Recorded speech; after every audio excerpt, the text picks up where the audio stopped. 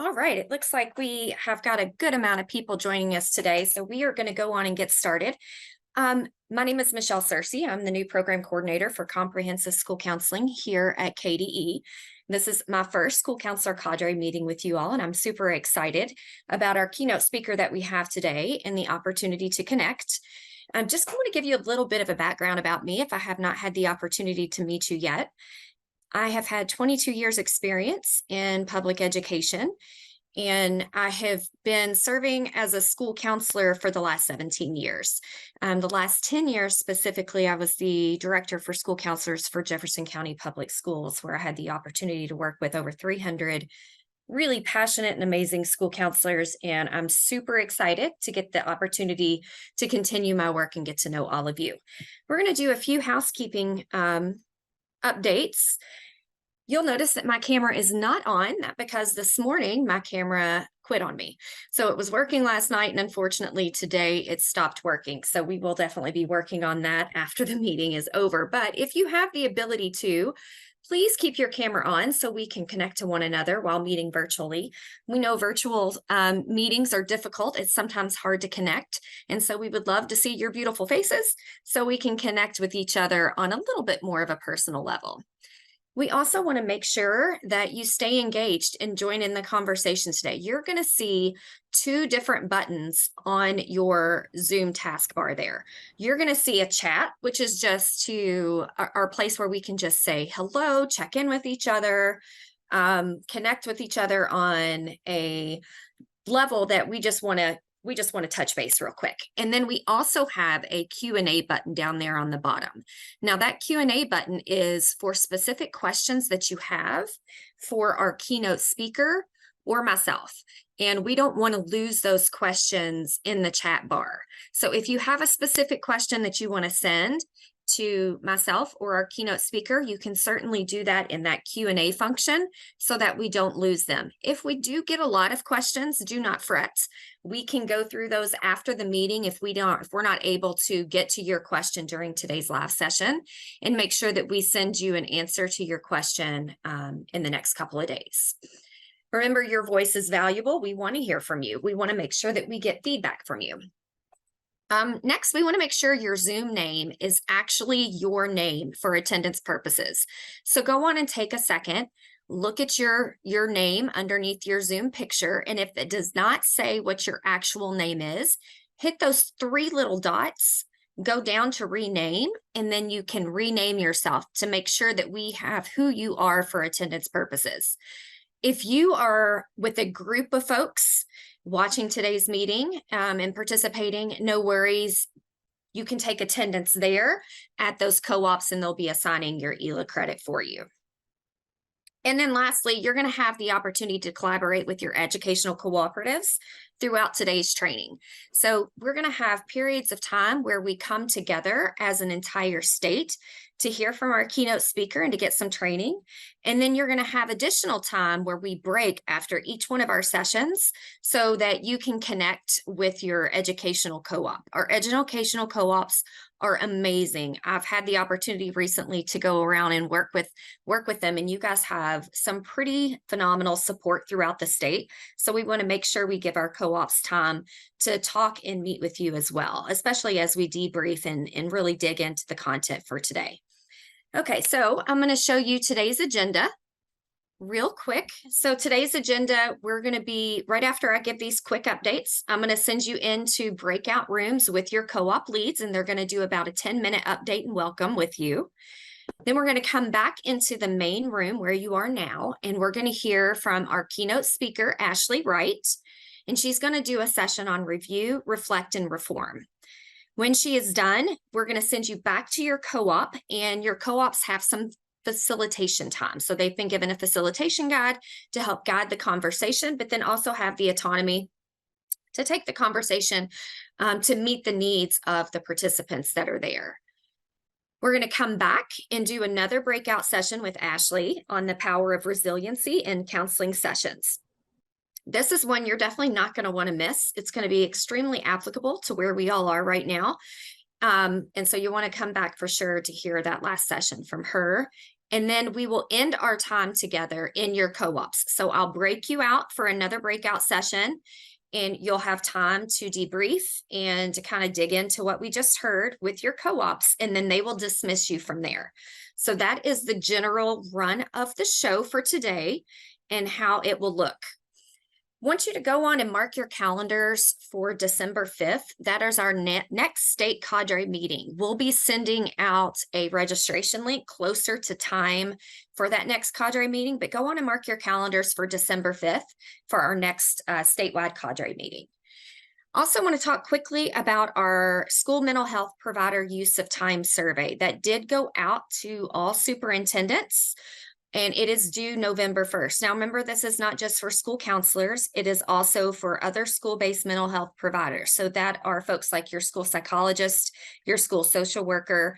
If you have other mental health providers within your school system, they would fill that out too.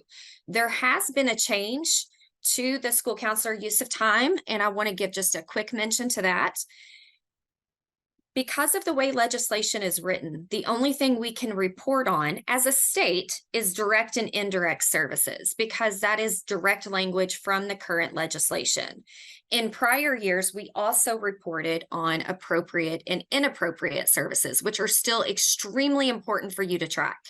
But what legislation requires us to turn into them has to match the legislation that is written into law. So we want you to still keep track of your direct, indirect, but also your appropriate and inappropriate, because that is a great way for you to advocate for counseling services, not only within your school, but also within your school district. It's important also to note that legislation changes frequently. So this is a great way for us to get involved and to advocate. KSCA sent out a document that talks about how school counselors can advocate for their use of time. Highly encourage you to look at that, continue your advocacy efforts, because we know that we never want to stay stagnant in our profession. We want to constantly grow and reach so that we are doing the duties that our students need us to do, and we're making the impact that we need to make with our kids. So I just wanted to give a quick mention to that.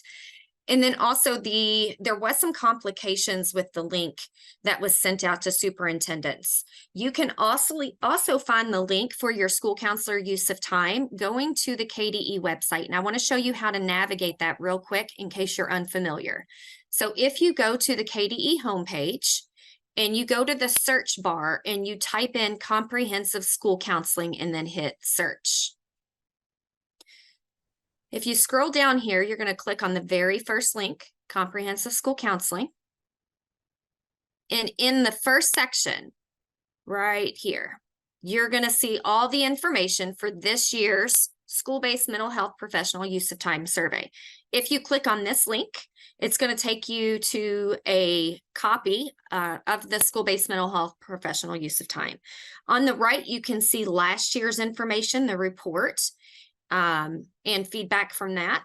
And then you can see all of the current information in this top section here. So I just wanted to show you how to find that if you have not seen it yet, or if you're experiencing some technical difficulties with that first link. All right, also, we have started our new School Counselor Academy. If you are a new school counselor with 1 to 3 years experience, I've been collaborating with your co-op leads, and we're doing an in-person all-day new School Counselor Academy through our educational co-ops. We're going to have one in the fall and one in the spring. If you're a school counselor with 1 to 3 years of experience, I highly encourage you reach out to your co-ops, get information on when those trainings are taking place so that you can mark them in your calendar. And then lastly, just real quick, I have the opportunity to meet with the Commissioner Student Advisory Committee. And it is truly remarkable to hear our students' voice. And one of the things that they talked about that I wanted to just kind of bring to your attention briefly is the students have, on both occasions that I've met with them, talked about the mental health of their educators. That includes you, the professionals in their school building, and how they say that they appreciate all of the efforts to meet their mental health needs, but they also think it's equally as important to meet the mental health needs of our educators as well, that they can see a difference when their educators are struggling, and that's something that they are really worried about. So I just wanted to let you know, your students, they see you, they care about you, and they are concerned for your well-being just as much as we are concerned for theirs. All right, we are going to take a break now, and we are going to go into our 10-minute welcome and updates with your educational co-op. So what you're going to see is you're going to see breakout rooms, and you're going to see the names of your breakout rooms are listed there with your educational co-op. So if you are a member of WKEC Educational Co-op, you're going to join the WKEC breakout room. If you're with SESC, you're going to join that breakout room. KEDC, these are all names of our educational co-ops, and we have 8 of them. So if you want to now go on and join into your educational co-op, and we're going to take 10 minutes. So co-op leads, it is 9:12. We're going to pull back together at 9:22 to hear from our keynote speaker. I'll see you all in just a few.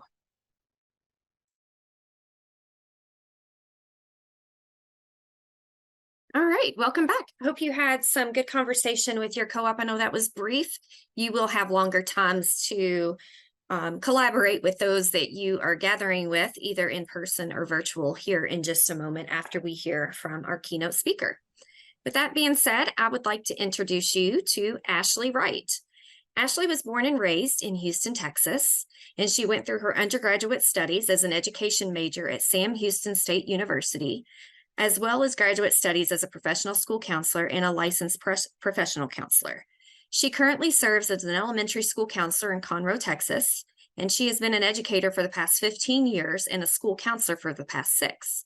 As a previous classroom teacher for 9 years, teaching grades pre-K, 2nd, and 3rd, Ashley began to realize that students were having endless challenges that dealt with home, school, and with peers. In order to fully serve and connect with students campus-wide and in our community, she went on to become a school counselor that would enable her to reach more students with social and emotional support and strategies and tools to enhance their resiliency and relationships.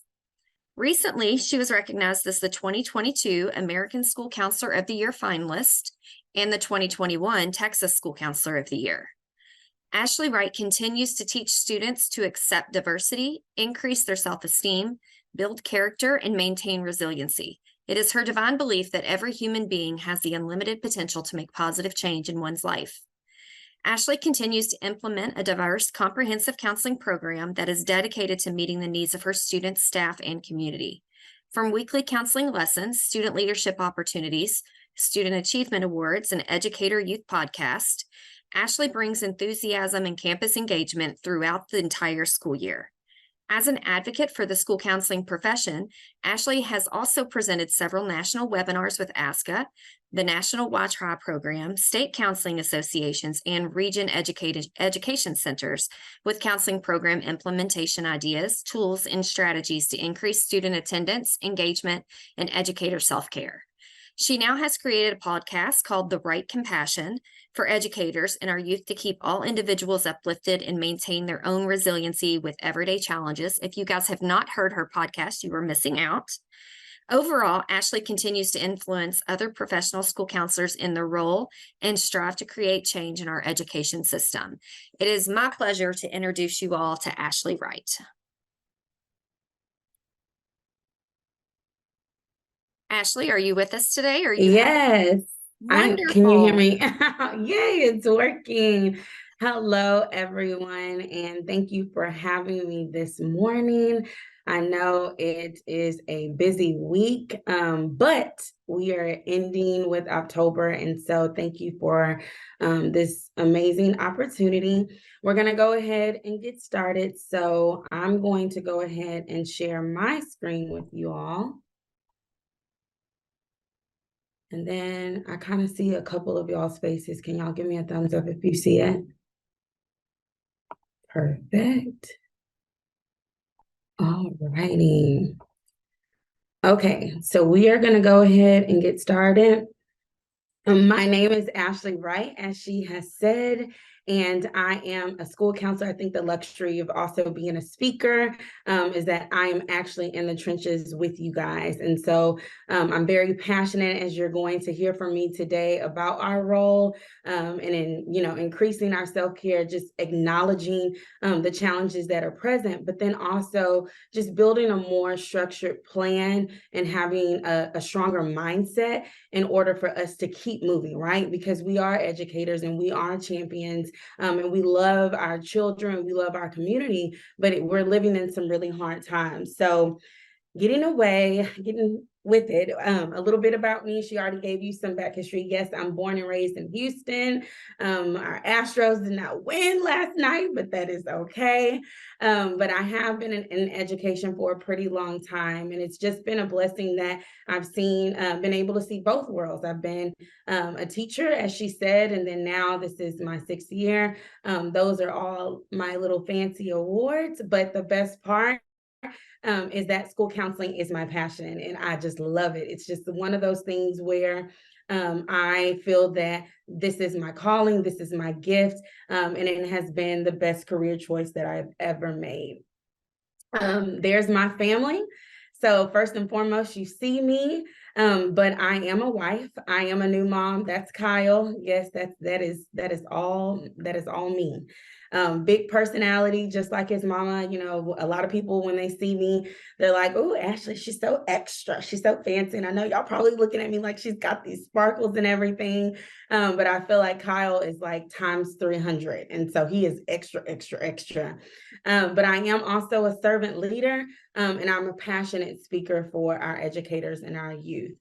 And so with it being virtual, right? I know sometimes we get distracted, and let's just call it what it is. We've got the emails, we've got other things, personal things on our minds, we've got text notifications, we have all of that, right?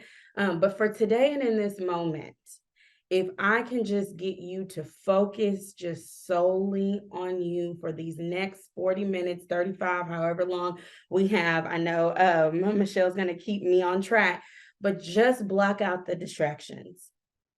I am looking forward today to inspiring you to be the best version of yourself. And in order to do that, I would love for you to give yourself that today. Because what I want you to do is to recognize within you that you have the unlimited, hear me, unlimited potential as a human being on this amazing planet. Even though things have been challenging, even though things have been confusing, even though things have been frustrating, you are it. You are that educator. You are here for a reason. And we as school counselors, we know this well. We strive to pour into the souls of every single soul in front of us, whether it's a student, whether it's a parent and staff member. But I also believe that we forget to pour into ourselves. And so it's time to do that today so that you can continue that overflow, because you've got to be filled up as well. And so when you're continuing that overflow, it's going to pour into your schools, it's going to pour into the homes, and we want it to pour into the communities. So before we dig in, it's really important, and I'm going to maybe touch on some sensitive areas, and that's okay, right? Because we all have foundations, but sometimes they need to be kind of remolded, restructured, so we can be ready to take action. It's important for me to know who you are and whose you are. And sometimes that question can mean different things to different people. So whatever that means to you personally, I want you to focus on yourself, okay? And I want you to list your name if you can. This is like a short little activity. Maybe if you have your cell phone or some sticky notes by you, but I want you to take a moment and really identify yourself. Just write your name. And I kind of gave y'all an example here. So when I'm looking at, where's my little laser? Looking at my name, I have my name here, Ashley, and I want you to maybe make a little circle, and I want you to write everything about you. Every adjective, every great thing. Just like in elementary school, we write all the words, all the attributes, the characteristics. And as you're writing all of those positive things, right? Sounds cheesy, but really take notice at it. Who are you? What are those great things about you that you know? And what are those great things about you that people have heard? Are you a leader? Are you passionate? Are you a great helper? Do you have words of wisdom? And as you write, I want you to embrace it. And if some of us in the room right now, like, I'm not doing that, I don't even feel any of that, and you find yourself maybe even thinking in your head a lot of negative things, or even things that you don't like, then today is the day that I challenge you to change it. Because what I love about life is that you can rewrite your own narrative. Yes, you can. What is it about you that truly makes you you? And sometimes when we hear these negative, or we have been given these negative labels, they're not really the real us. What is it that you really want people to know about you? Maybe in this time, as we're all sitting in our prospective spots, something this year, maybe something at your campus, maybe something across your state has really, really dimmed your light, your personality, your belief system. You're finding yourself questioning simply who you thought you were, or even who you're trying to be. But part of knowing exactly who you are and the value that you add to our amazing profession is just life in itself by answering these 3 questions. 4, sorry. So with 4 essential questions, and this is what I stand by with knowing who I am, Ashley Wright. Number 1, why are you in this profession? Why? Number 2, what do you believe about how students change, how people change? And you can answer these. Who can support you?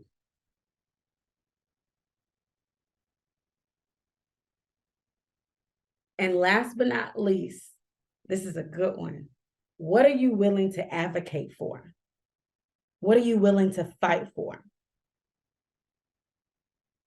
Once you've started to really reflect and answer these questions with knowing who you are, you're ready to make the commitment to be the best version of yourself. Because that's another thing. We have different versions of ourselves as we grow in this profession. So right now is a monumental day that you can make a declaration, you can make a recommitment to being the very best version of yourself in this current chapter of your educational story in your profession. And once you start to think of those positive traits that you desire, then you're ready, you're pumped up, and you are ready to take off and begin to review, reflect, reform. And I know some of y'all are in your offices, and normally when I do this in person, I make the whole entire stage, or wherever we are, I say to say it. So even if you can whisper it in your breath, or if you're with some colleagues, say it with me. Review, reflect, reform. Today, my friends, I truly want you to come open-minded and take a seat at my table as my colleague, my friend, my supportive world changer. I want to give you a supportive personal action plan and a mindset to help you along the way through your school counseling journey. I know that it's been hard. I don't consider myself all things school counseling expert, but what I want you to understand is that it is my hope, if you don't remember anything that I say today, that you will remember, and let me take it back, these 3 words: review, reflect, and reform. So just even with that being said, just for a few minutes, just close your eyes and encompass peace. What do those words truly mean to you? Reflect and meditate. How do they really make you feel? I know you saw it within the flyers and the emails going out, but now that you're sitting in a space, you're isolated just from the work that we're doing right now, and we are in this growing learning community. What does review, reflect, and reform mean to you? When I speak about these words, these three words have truly transformed my life. They have strengthened my resilience through the most darkest times as a school counselor, past and present, and still today. And as we all know, we are living in what I like to call some very dark times where it just seems like, every turn left and right, or even taking a step forward has just some type of chaos or some type of darkness or some type of dead end. And some of us, yes, we are at this Cadre. We are here in Kentucky, and we're like, Ashley, you have no idea. I'm burnt out. I am overwhelmed. I have had it. Some of us may be sitting in this space saying, I am just 2 inches from just going ahead and moving towards retirement, because we have tried, Ashley, every single thing that I can think of. I have listened to people, listened to podcasts, listened to different presenters, tried the self-care techniques. We tried consultations, so many options that we're always, it's almost like, I like to say, the hamster going through the wheel, trying all of these things, but yet we still at times feel so defeated. But today, school counselors, what I want to let you know is that, again, I'm not saying that I have a magic wand and I have all of the solutions. And I'm not an expert on all things school counseling, as I said before. But what I do know is that my story, my role as a school counselor, and my experiences, I have gone through some intense trials, some struggles, even some dead ends in my school counseling journey. And as a speaker and as a voice and an advocate for our amazing profession, I have vowed to help to support anyone that is in need in overcoming their barriers, personally as well as professionally. Because life is all about the journey. You're constantly learning, you're having the desire to grow, the desire to bounce back, the desire to serve. It's a cycle. That's what it is. New versions of ourselves. We're keeping our wheels continuing to roll. So come in close conversation. We're going to hit on some things in a few moments. Stick with me. And we're going to dive into, well, part of that cycle of review, reflect, reform. It is a cycle. It's not linear. It will help to transform your mindset, but allow you to move in any direction that you choose. So we're going to start with the first one. Here we go. Review. In your school counseling role, it is truly important that you spend your time in review. Review is strongly important in every season of our lives. Review allows us to review our current reality, which is what is happening right now on my campus, in my community. It could be celebrations, it could be problems, but it allows us as school counselors to see things holistically as to what's happening, what we truly have accomplished, and even what we still need to do, or even how much further we need to push ourselves. We do a famous job in the school counseling component, I guess, of education. We say those things like, we need to have quiet time, we need to meditate. And establishing those times where we're still and quiet, trying to calmly restore our minds and our feelings. But let's be real. Our world is so loud and is so busy. It's full of noise more than ever, and it's constant. The world is loud. And the truth is, we can't control the world. We can't. That's why so many things are happening at one time. And neither can we control time. But you know what we can control? We can control our minds and we can control our actions. So why not do this ourselves? That's what we articulate. That is what we deliver. That is what we tell our students, our staff, and our parents. It's time to do that for us.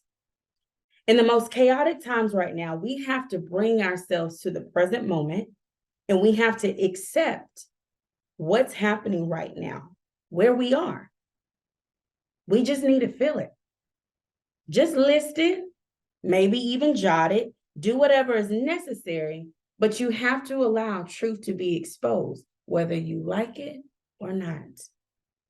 So I encourage you, as you move towards an action plan and you spend your time just reviewing just what is happening in my world right now, at my school, in my community, in my state, in this world, I encourage you not to hold back.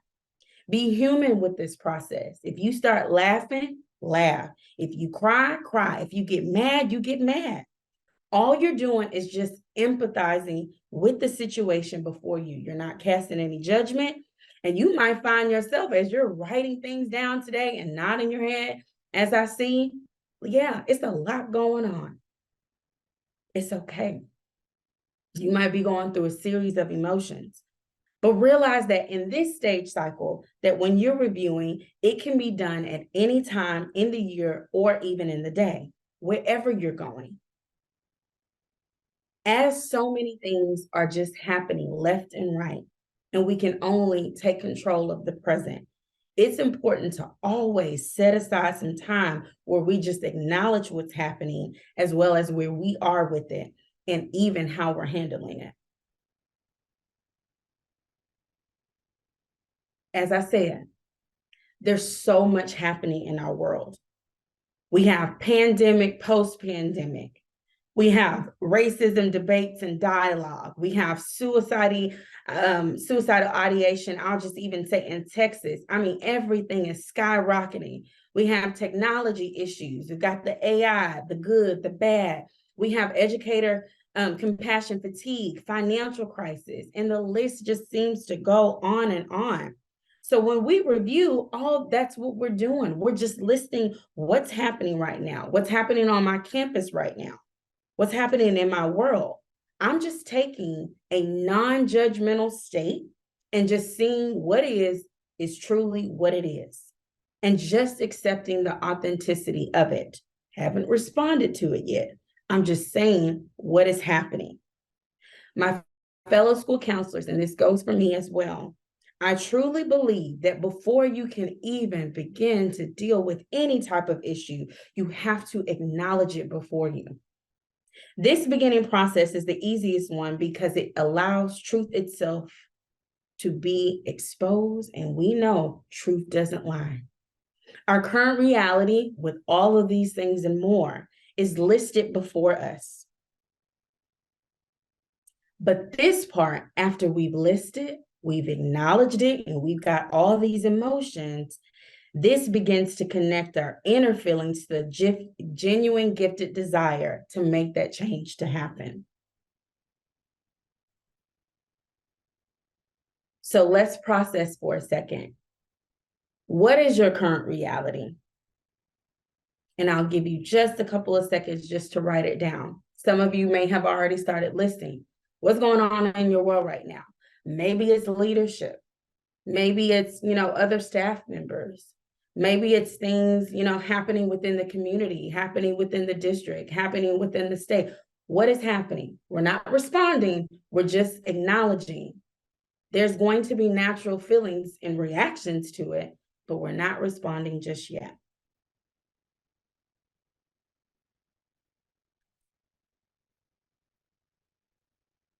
Once we review, now we begin the process of reflecting. See, what happens is that oftentimes when something happens, we move boom into reflection. But what we just did before is first you got to review, you got to acknowledge, and you got to state what the problem is and acknowledge what is happening before we start to reflect.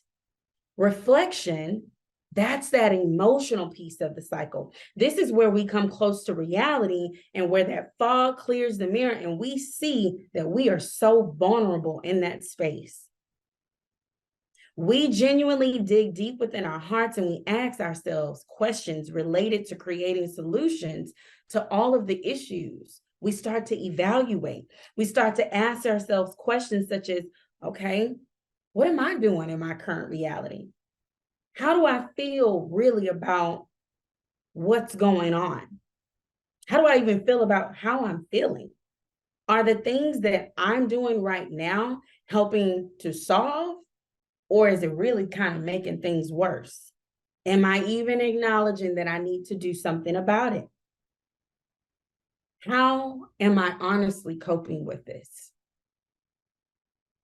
There could be some judgment that comes into play, but my friends, it's really constructive because when you start to begin to realize just how human that we are and that life gives us that opportunity to make change happen daily, then that is when all of those negative emotions that we may be experiencing, we begin to remove ourselves from those dark pits, from those holes, from those chains that continue to tear us down. And you know them all so well. I know them as well too. Depression, stress, anxiety, bitterness, exhaustion, or even those negative self-I statements. I've said them too, such as I'm not even making a difference. It doesn't even matter. I'm not worth it. I'm just a failure. Oh, this is just a lost cause. The world is just lost. The statements keep going. There is nothing that we can do. You know what? These kids are never going to get it. I can't do this. I've heard that one a lot. I'm tired, Ashley. And the list continues to go on and on. And these are legitimate, real feelings, friends. I hope you're listening. And let me be clear that those negative feelings are very normal, especially when you put forth your best effort each and every single day. But notice how I said the words before, and I quote, we remove, you and I, we remove, because we each have the power to do that. And it's an action verb. You have power. That's not a cheesy. You have power. You have ability. You have skills. You have knowledge. And isn't it wonderful that when you begin to reflect on your life and its challenges, personal and professional, which are most of the time part of the past, you realize that you had the power to get out of those dark pits or those dark places that you were once in. That's why we're called to be school counselors. You have to hold on to those memories of success, of celebration, how you got out of it, out of the past, because that is your testimony. That's a part of your gift because you start to reflect on your history and it's your celebration. That is what you simply lean on as you are reflecting, that you begin to celebrate yourself and knowing I've done it before and I can do it again. Part of our past, they call it history. And I like history because we think history isn't important. But in fact, as you reflect, your driving motivation, when you start to tell yourself, I can, it starts to begin those birthing pains to get to the outcome that you want. You got to know where you've been to know where you're going. I'll say it again. You've got to know where you've been to know where you're going. And oftentimes when I begin my reflecting on anything, when I'm feeling miserable, when I'm feeling down, exhausted, I'm stressed out at the max, I begin reviewing as a school counselor and reflecting on my past as a kid. Most of you, I know Michelle showed you that pretty picture, and I've gotten a couple of followers from some people in Kentucky already. But most of you may see me as this beautiful, this strong, this brave, this Black woman of color, or maybe, as my pastor's wife would say, you see a beautiful mosaic. That is what you see. Because when I look at myself, I see a beautiful mosaic, a masterpiece, finally decorated. But when you get real close to Ashley Wright, you will see all of my dents, my cracks, my scars of my life. But yet I am still beautifully and wonderfully made. So whether you are a man today, woman, or child, we all are wonderfully made. We must realize that all of those dents, the scars, the holes in our lives, whatever you call it in situations, when we put all those things together, they are what makes us simply beautiful, beautiful school counselors. It is also what makes our situations beautiful because it gives us the opportunity for reformation and restoration. When I look back at my childhood in the past, when I encountered challenges and I start to reflect, it reminds me of just how wonderfully I'm made and the beauty of resilience in itself. Everyone, I always say, has a story. Everyone has a story. It is this experience that connects me with my students and helps me to relate to their world. You see, I come from a single parent home, and my mother is currently and has been for a very long time diagnosed with bipolar schizophrenia and depression disorder. One of the most tragic childhood experiences that I reflect on was in my high school years. I remember my mother having a severe, y'all, a severe nervous breakdown, and she was in full paranoia. And it was the worst of the worst.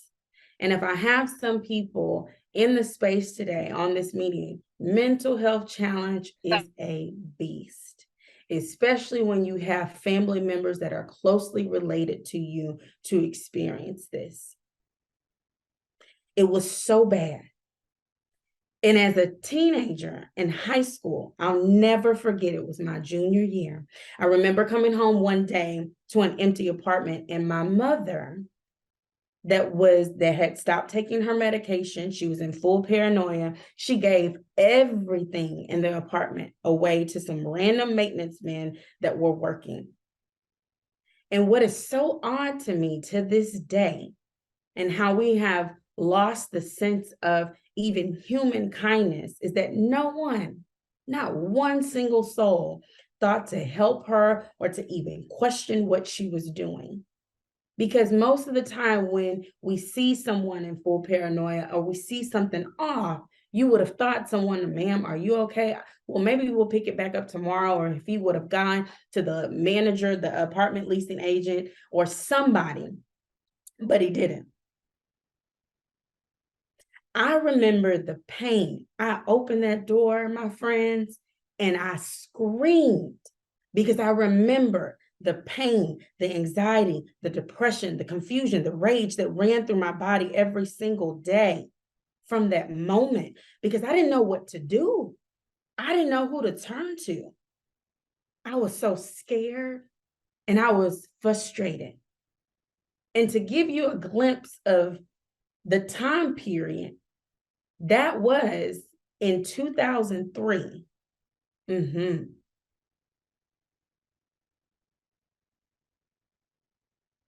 I was so scared and so frustrated that I even recalled suicide at times.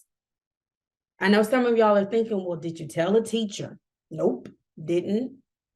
I didn't trust adults. I kept quiet because I didn't know what to do. And here's why. I tried so hard to hide the pain that I was having because, and you're probably thinking, make it make sense to me, Ashley. Why didn't you ask for help?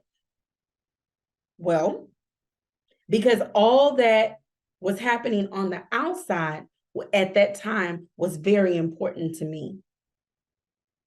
You see, I was heavily popular at my high school, very much so. I was varsity cheerleading. I was co-captain on varsity cheerleading. I was a major social butterfly. I had my own dance club. I mean, all my friends, everybody could see on the outside. I just went to school like, oh yeah, life is great. I didn't want anyone to know, or at least grown-ups to know what was really happening. Some of you may be even sitting here saying, well, where was your school counselor? Great question. I didn't even know who a school counselor was. I thought at that time that the school counselor in high school, oh, that's just the person that just does your credits to make you graduate, make sure that you graduate. That's it. So how's she going to help me? As a matter of fact, I don't even remember her name. Not at all. But the truth was, I was indeed a lost soul. Now, my friends started to pick up on some things, and they eventually found out. And others started to know, but they couldn't really help. So it was more so like, you can stay at our house for a little bit, or we'll just drive you here, but they couldn't help me. And some of y'all may be even thinking family. Everything was so hushed and there was so much tension within my family. I was just by myself. But what brought me forward, what carried me through, oh, I'm sorry, this is a random thing that popped up. What brought me forward and ran me through was that I remembered the love and the hope and the courage my mother instilled for me from a small age as a child. There was a small voice that stuck with me in my mind and into my soul, just saying, do not give up. Keep going. You're supposed to be here. You're not supposed to be here. When I was in places that I shouldn't have been, get somewhere safe.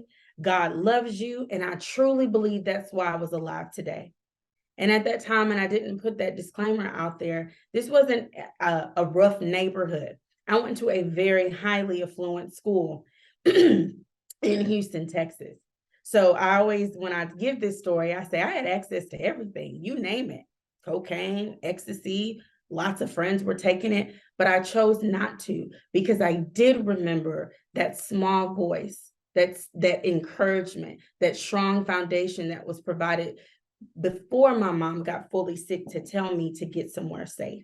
And those type of reminders kept me from addiction, kept me from drugs, kept me from drinking, abuse, and suicide. So what's your point?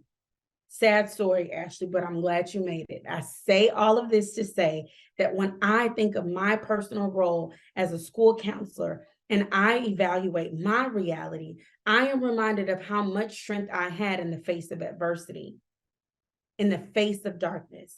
I remember how much love and joy and power I even had in the face of my accomplishments of moving and grooving and continuing to go all the way through college.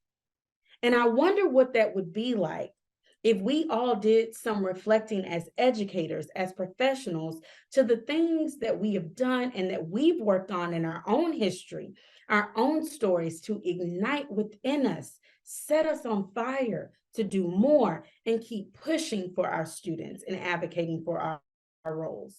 So I've always made a commitment to myself to make sure that that tiny voice, even though I didn't have any other stakeholders around me helping me, I said as a school counselor, I'm going to be the next small voice for the next kid that comes in my life, or the next mother, or the next teacher, the next school counselor colleague, whomever it is. Because instead of one person just having that one voice that sometimes turn into an ember, because you can have that compassion fatigue, I am now another voice in someone's mind, speaking truth and encouraging change as an additional motivating catalyst for breaking the barriers of certain situations that one may be going through. This is what we take in when we're reflecting. It is here where we've accepted reality, we acknowledge our feelings about it, but now we are set on fire because we know that we can and we will. And we're going to make some things happen. Why?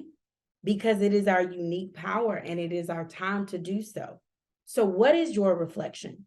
When are you going to give yourself, your campus, your community, the time to reflect so you can move on to the very, very next best part?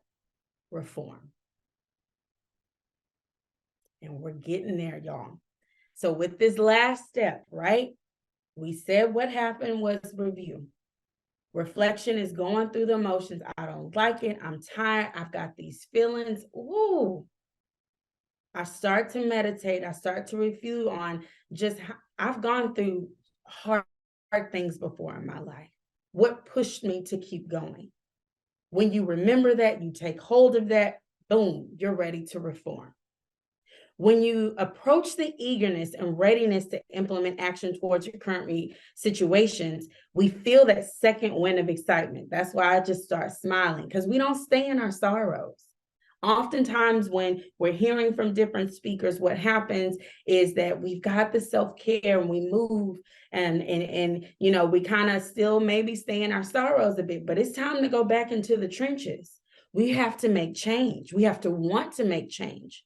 So when you're feeling that excitement, that energy, that hope, the confidence, and you remember who you are, you're supposed to build that energy.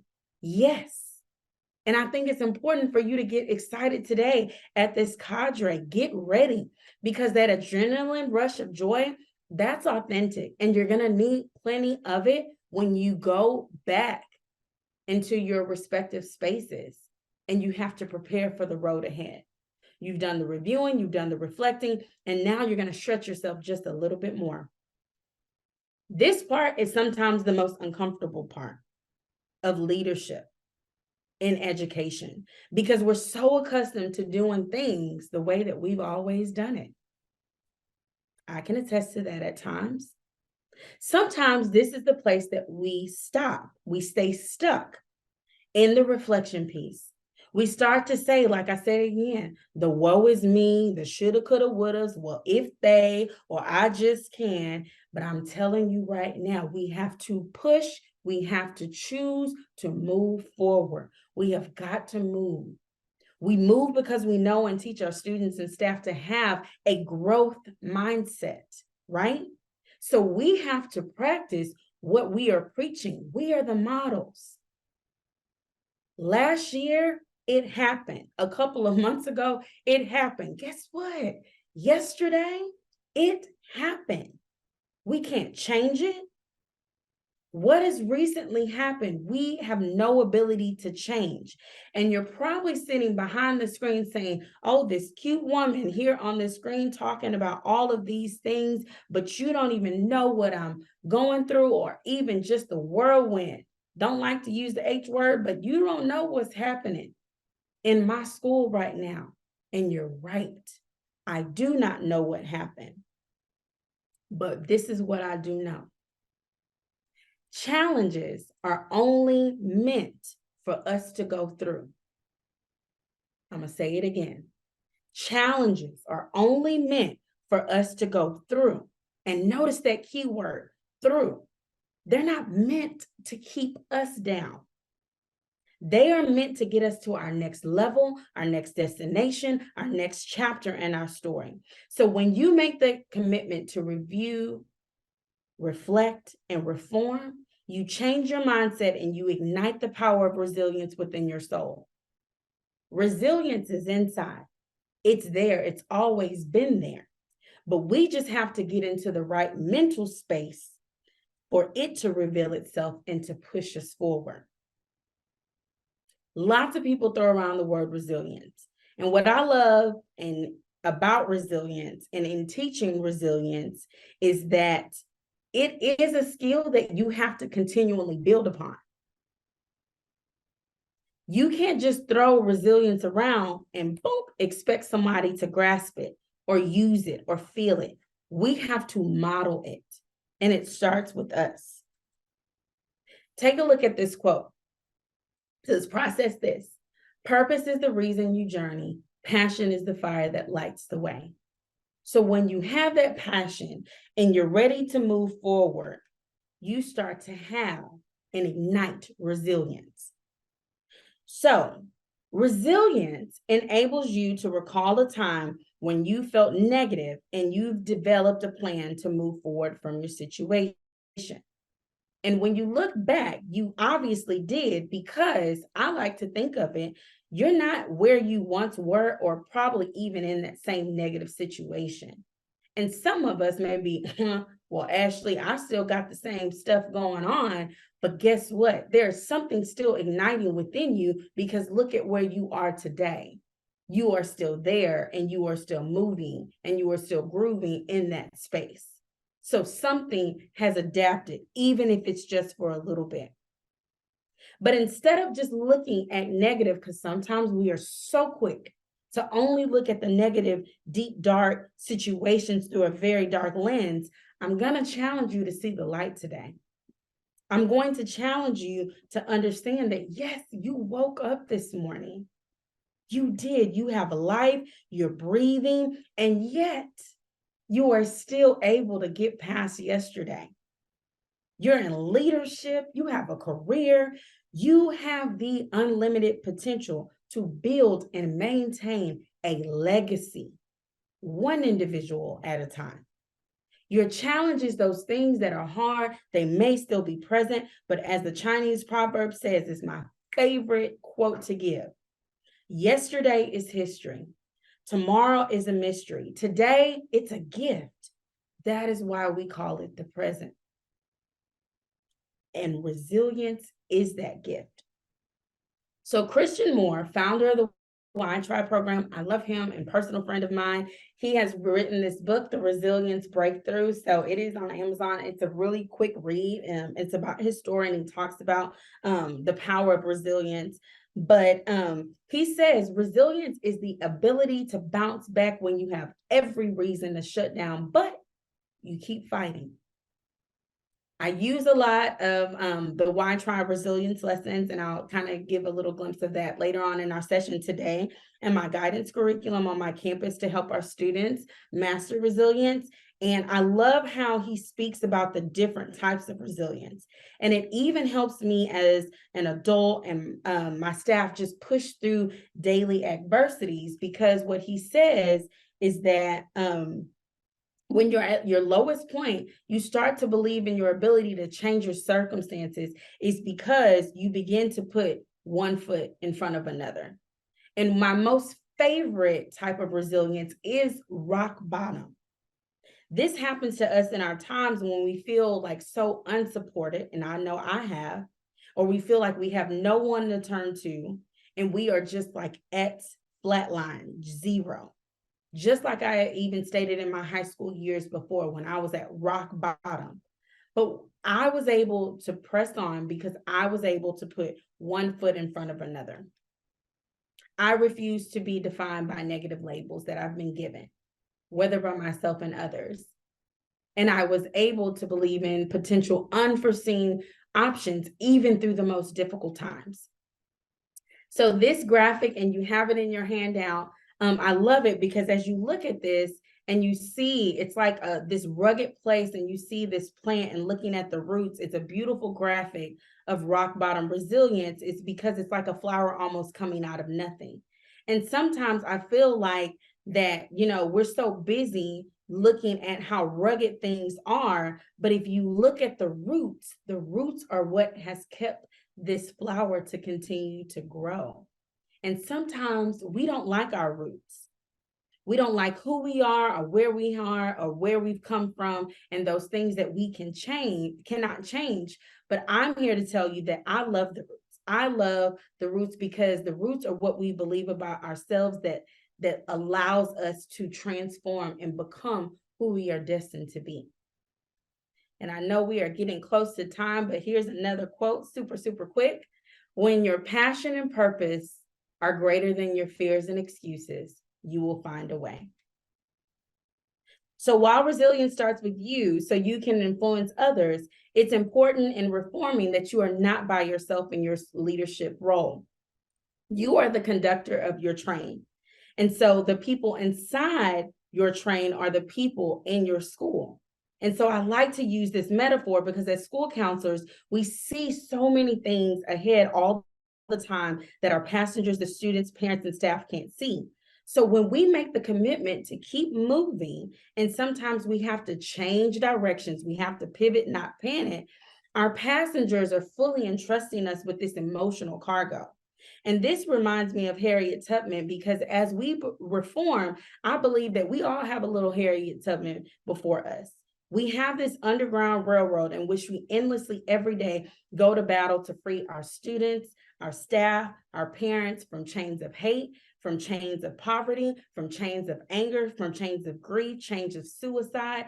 That's what we work to do. Chains of academic deficits, you name it, what we work as school counselors, as superheroes, we work to redeem it. We press on with our resilience, choosing to go back to work every single day, knowing the high risk of the battles before us. But just like Harriet, we don't stop. We may have to pivot sometimes, but we keep pressing on. When you look closer at Harriet, and as I start to close out, she was the conductor.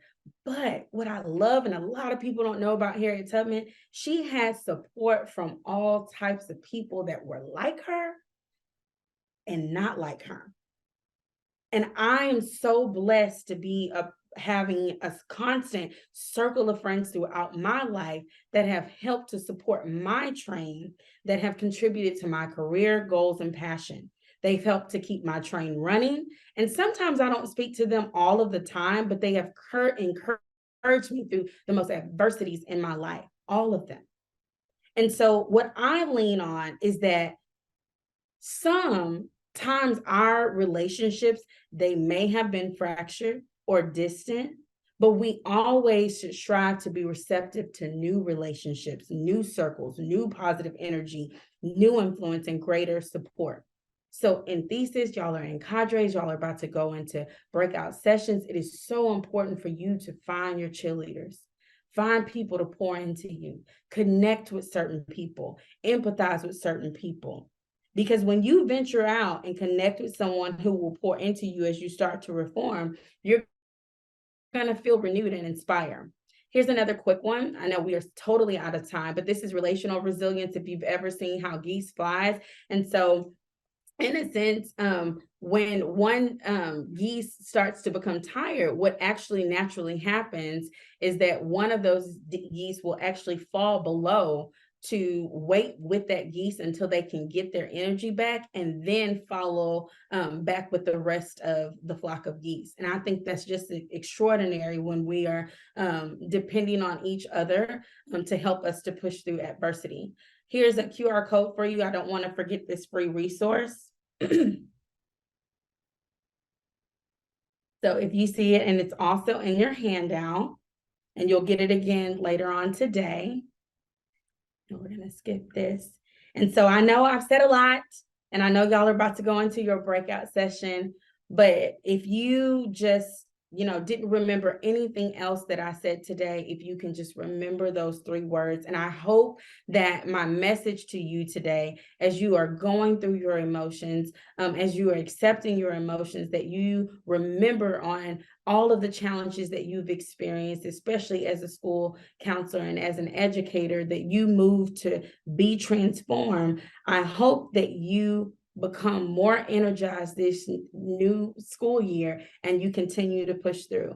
I know sometimes when we hear messages like this, it sounds good and you're going to say, oh, Ashley's cute. Like I love what she's saying. But then when we go back, right, something happens, you get that email, you get that text, and something happens, and then we'll find ourselves back into the old cycle again. I'm going to challenge you and myself today that when we go back to our campuses, that we say, no, I can, I will review, reflect, and reform as many times as I need to in order to continue our beautiful story in this chapter of being a school counselor. And so I appreciate your time today, and I leave you with this famous quote, as I always do out of all of my speakings. This is from John Gordon. He says, no matter what anyone says, just show up and do the work. If they praise you, show up and do the work. If they criticize you, show up and do the work. If no one even notices you, just show up and do the work. Just keep showing up, doing the work, leading the way. Lead with passion, fuel up with optimism, have faith, power up with love, maintain hope, be stubborn, fight the good fight, refuse to give up, ignore the critics, believe in the impossible, show up, do the work. You'll be glad you did, because true grit leads to true success. And I kid you not, this is on my wall in front of my desk. And so as always, I tell people, you got to be the light and let it shine. Thank you for having me this first session this morning. Ashley, thank you so much for your presentation. I don't know if you can see the chat, but you are getting lots of love from folks. Your message hit exactly to what they needed. And there were a few things that you talked about that it made me reflect on. And when you were talking about the challenges that we go through, and I was thinking about and how we can get stuck in that negative space because we're humans and that's what we do. But we teach our kids about stinking thinking, right? Like they're stinking thinking, these cycles of negative thoughts that we can find ourselves not able to get out of. But then you gave us kind of something else to hold on to, that challenges are meant for us to go through. We're not meant to stop when things get hard. We're meant to persevere and to push through. And we don't ever stop. We just pivot when we come to challenges. So Thank you so much for your first message this morning. I cannot wait to hear your second message. What we are going to do right now, folks, is we are going to go back into our breakout rooms with your co-op, and it's 10:15. We're going to do 20 minutes that will come back in here. So it gives you 20 minutes with your co-op. And then just as a reminder, at the end of today, I'm going to drop in the chat box a link for the entire presentation. So you will have access to that as we go through. So I'm going to go in now and I am going to send you to your breakout room. If you have trouble joining your breakout room, just hang back and you can let me know which co-op you go to, and I can put you in that breakout room for you. All right, here we go. And co-op leads, it'll be 20 minutes.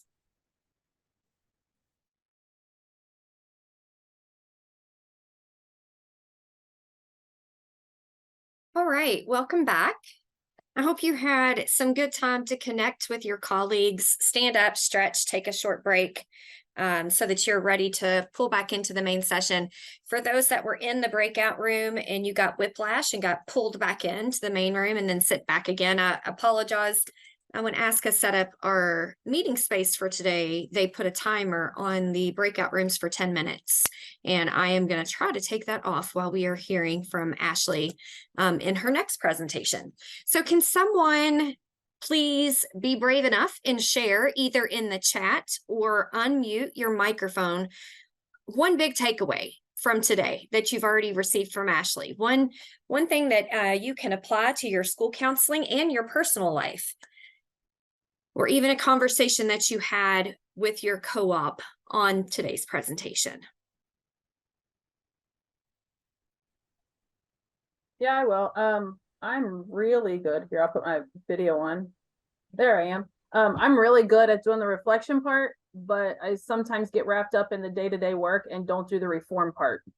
So I reflect really hard and I think about all these great things that I can put back in place.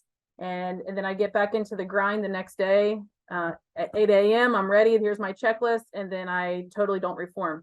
But then I always reflect back and go, oh man, I could have done that. So I think just trying to delegate time and be very strategic in what I do with my time and how I use my time, where I can fit in the reform part. Beth, I think you are right on key. And I would probably venture to say probably about 90% of the people on today experience that same thing. Like we're great at reflecting. They teach us to do that well in our counselor prep program, but we don't always get to reform and implement the things that we've reflected on. So being intentional with our time, especially after a big training like what you're going through today, set up some time in your calendar and block it off. You can call it a multitude of things. You can call it WOW, which for me, I put on there work on work. You can put on there reform time. You can put focus time. But if we don't use our calendars, other people are going to use our calendars. So blocking off that time to do the reform part is so critical. And I'm right there with you. I am my own worst enemy sometimes when it comes to that. Thank you for sharing. Let me pop over here. I'm just going to read a little bit. Taking time for you, finding your cheerleaders. Yeah, we all need to have those folks around us that can lift us up at any given minute. I am the engineer at my own school. That's right. We control what we do with our space and our energy and how we choose to let people in or out of that. And being strategic in this role is difficult. It absolutely is. And I think the hardest part is getting that time designated to be able to work on some of the stuff that we work on. Through the new school counselor academies we've been talking about, a lot of times our school counseling office feels more like an ER than a counseling office. You just have emergency after emergency after emergency. So how do we flip that environment and make sure that we're doing more proactive work so the emergencies come down and we don't have such high levels of emergencies that we have to deal with? Reflecting on what I am willing to fight and advocate for. I feel like that's important in all areas of life, but especially when focusing on our counseling role and purpose. I could not agree more Holly.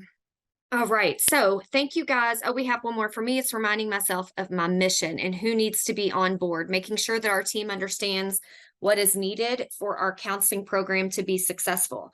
And that comes back to that advocacy part, right? That we talked about in the very beginning when I was talking about the use of time. Our advocacy, we don't want that ever to become stale. We need to constantly be able to look for ways that we can improve our services for students, which also is advocating for ourselves as people too, right? Because if you're getting all your work done, but it's taking you 10, 12 hours a night, we need to advocate more for you. So, because you're not meant to work nonstop.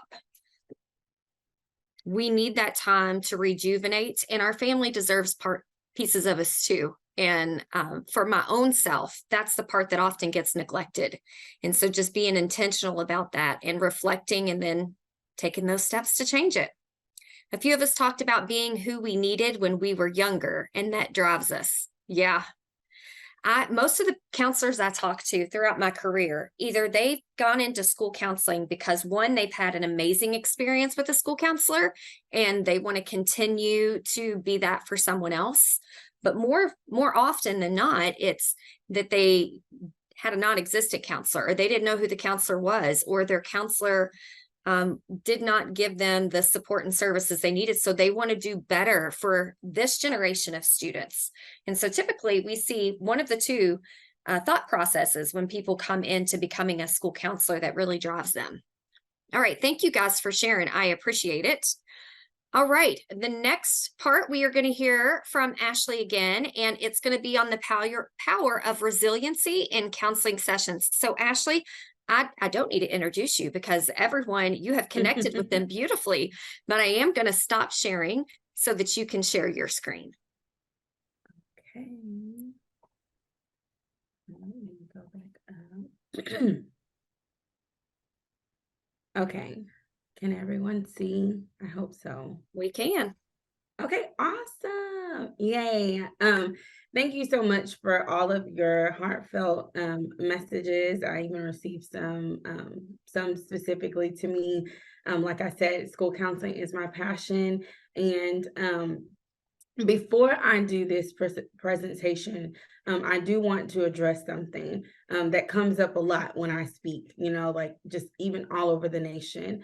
I am aware and I have been blessed to experience different types of leaderships. And we're going to talk about a little bit about the power of resilience in counseling lessons. In particular, because you know how like sometimes you can go to workshops and go to sessions and they sound great, but you may not be able to do it or articulate it in the way that it was delivered to you because of leadership or because of some constraints. So I am here to tell you that the reason why I thought it was so important to get you into the mindset of review, reflect, and reform is because there is still a way for you to pivot and not panic. And so what I'm going to go into today, you're going to have to do exactly what Dr. Cersei said, and she said it best. And I was like, oh, I needed that for myself when I go back to my campus. Is figure out time for me that I can sit and think of those things that I can do, even if it's just a little bit. And so sometimes we look at things and automatically we get, scared or nervous. And I'm going to ask for you just to receive all the information. But then when you're working with your facilitator, that's where you start to do the reform piece, to actually apply. What can I do? What is the takeaway that I know starting tomorrow, I can start building and lifting the weight to make change happen within my different lessons. So we'll go ahead and get started.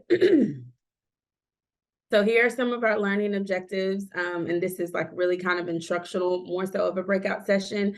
We're going to understand the importance of aligning lessons that support target mindsets and behaviors. This is really important because you want to align your lessons to support what you're trying to target and what you're trying to teach, and we're going to go into that. We want to make sure that the alignment of what you are doing fits your campus improvement efforts and plans. This is so important because every comprehensive counseling program does not need to work in isolation of the leader. Even though sometimes the leader may not have the buy-in for what we do, we still need to be in alignment, because data really helps to support not only our role, but if something needs to change and you are staying in compliance with his or hers campus improvement plan and their data priorities, that's going to make your role be more expandable, and you're going to be able to do things, and then also have a conversation where needed to address those things that you need to do more of. We're going to talk about identifying those students' needs across grade levels based on different types of data, from academic performance, teacher feedback, student feedback, and much more. Identifying formal and informal evaluations, just creative ways that you can test for the effectiveness of your lessons throughout the school year, and then determining when a reassessment may need to occur with those students, staff, and parents. So let's go ahead and get started. The power of school connectedness in order for students, right? Because I just gave that, that huge motivational speech for us, right? But when we're trying to deliver and have our kids, boom, ignite that resilience within them, it takes all students, staff, and parents to collaborate, continually teach, support, love, and empower our students daily and consistently.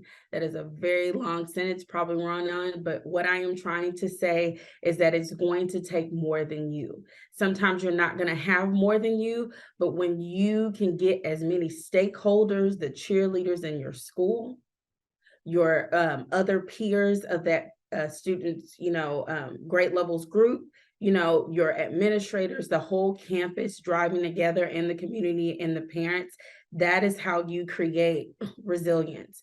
And it first starts off with the counselor principal relationship.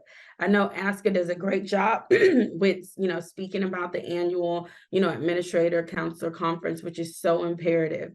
It is so important and crucial that when you are meeting, with your principals, that you are working to establish and emphasizing your school counselor role. I've spoke to many different counselors across the nation that have not spoken to their principal about what their role is. It's not saying that you're walking in and throwing cannonballs and saying, like, this is my role, this is what I should be doing, right? No, the advocacy comes into, tell me a little bit about what you believe the role of a school counselor is. Have you ever asked your principal that? Because it's really important to see, like, what do you really think my role is? And then I want to tell you more about my role, because our roles, especially with the different things happening, evolve over time. Remember, so there's different versions that come out. Your counselor and principal relationship is critical because it helps to identify campus needs. You need to be able to talk to him or her about what are those things that are our data priorities that we see in the midst of, academic, attendance, or behavior. And we're going to get into that in a minute. Your counselor principal relationship is really important. See, we haven't even gotten to the lessons yet. You need to have some establishment with how your relationship is with your administrator, because you want to be able to not only view their campus improvement plan, but you want to assess, like, are we even meeting the goals that you're saying that we need? If it's I say STAR because we're Texas, but if it's Kentucky state testing related, okay, what does that look like? What does that sound like? Is it the number of referrals? Is it family engagement? What is his or hers plan for the campus? And then you also want to establish, which we do at our campus, and just something to give to you, and you can write notes on, is do frequent admin counselor check-ins. A lot of times, colleagues, that we will do the annual counselor principal in the beginning, but we have yet to make sure that we're frequently checking in. So what, my principal, I have a new leader this year, phenomenal. Last year, and I'm going to talk to you about last year too, great leader. She wants to know all things. She's had a school counselor in the past. She says, you and my other counsel partner, y'all are really different. And I told her, I said, we need to do check-ins. Because we, set our goals with our comprehensive counseling program. We went over the role, we went over the data, but we need to check in to see, like, how are things going? And so those check-ins are really important when you're starting to craft your lessons. You do your lessons, and then you're evaluating your lessons, that you're sharing that constantly with your principal, because that is another way of advocating for the importance of your role, especially, and I'm going to make y'all happy, if you're doing something that is non-school council related. So if you are only able to do 10 lessons, and maybe the state or the curriculum is saying that you're supposed to be spending a certain percentage with doing counseling services within curriculum and teaching, but you're 504, you're the testing coordinator, I don't know, you're the lunch duty monitor. It's like, ooh, last month I was only able to do 10 lessons and we had like an increase of like 80 discipline referrals. I'm wondering, right? You don't tell them I don't need to be doing that. I'm wondering if I can pull back a little bit from lunch duty. Could we designate that to someone else? Because I would love to do some intentional lessons to help decrease some of those referrals. What you'll start to understand is that administrators, they are data driven. They like numbers, they like visuals. And so when you're crafting your lessons, it's really important that you set up a framework to help them to understand what you're doing as far as instructional wise and how you're doing your lessons. So the first thing I want to talk about is that when you're trying to build resilience in your counseling lessons, you got to know what you need. You know, is where's the resilience coming from? What do you want them to bounce back from? And so I want to show you this quick counseling program survey, which you're going to get a digital copy. She said that she was going to drop the link. And so when you click on the PDF, you're actually able to click on the link. But we send a counseling program survey at the end of the year. We normally do this around, let's see, May. And so what it is that it's an end of the year survey. Parents can fill it out, teachers can fill it out, what grade level their child is. Someone's obviously edited this already. But it shows like, what is your overall impression of the school counseling program? And then it has these questions where you're just trying to get feedback from the school, about, you know, how they feel about your role. You can shorten these. I know the best Likert is really to do 4. We've changed this so many different times, but this again is just an example to help you.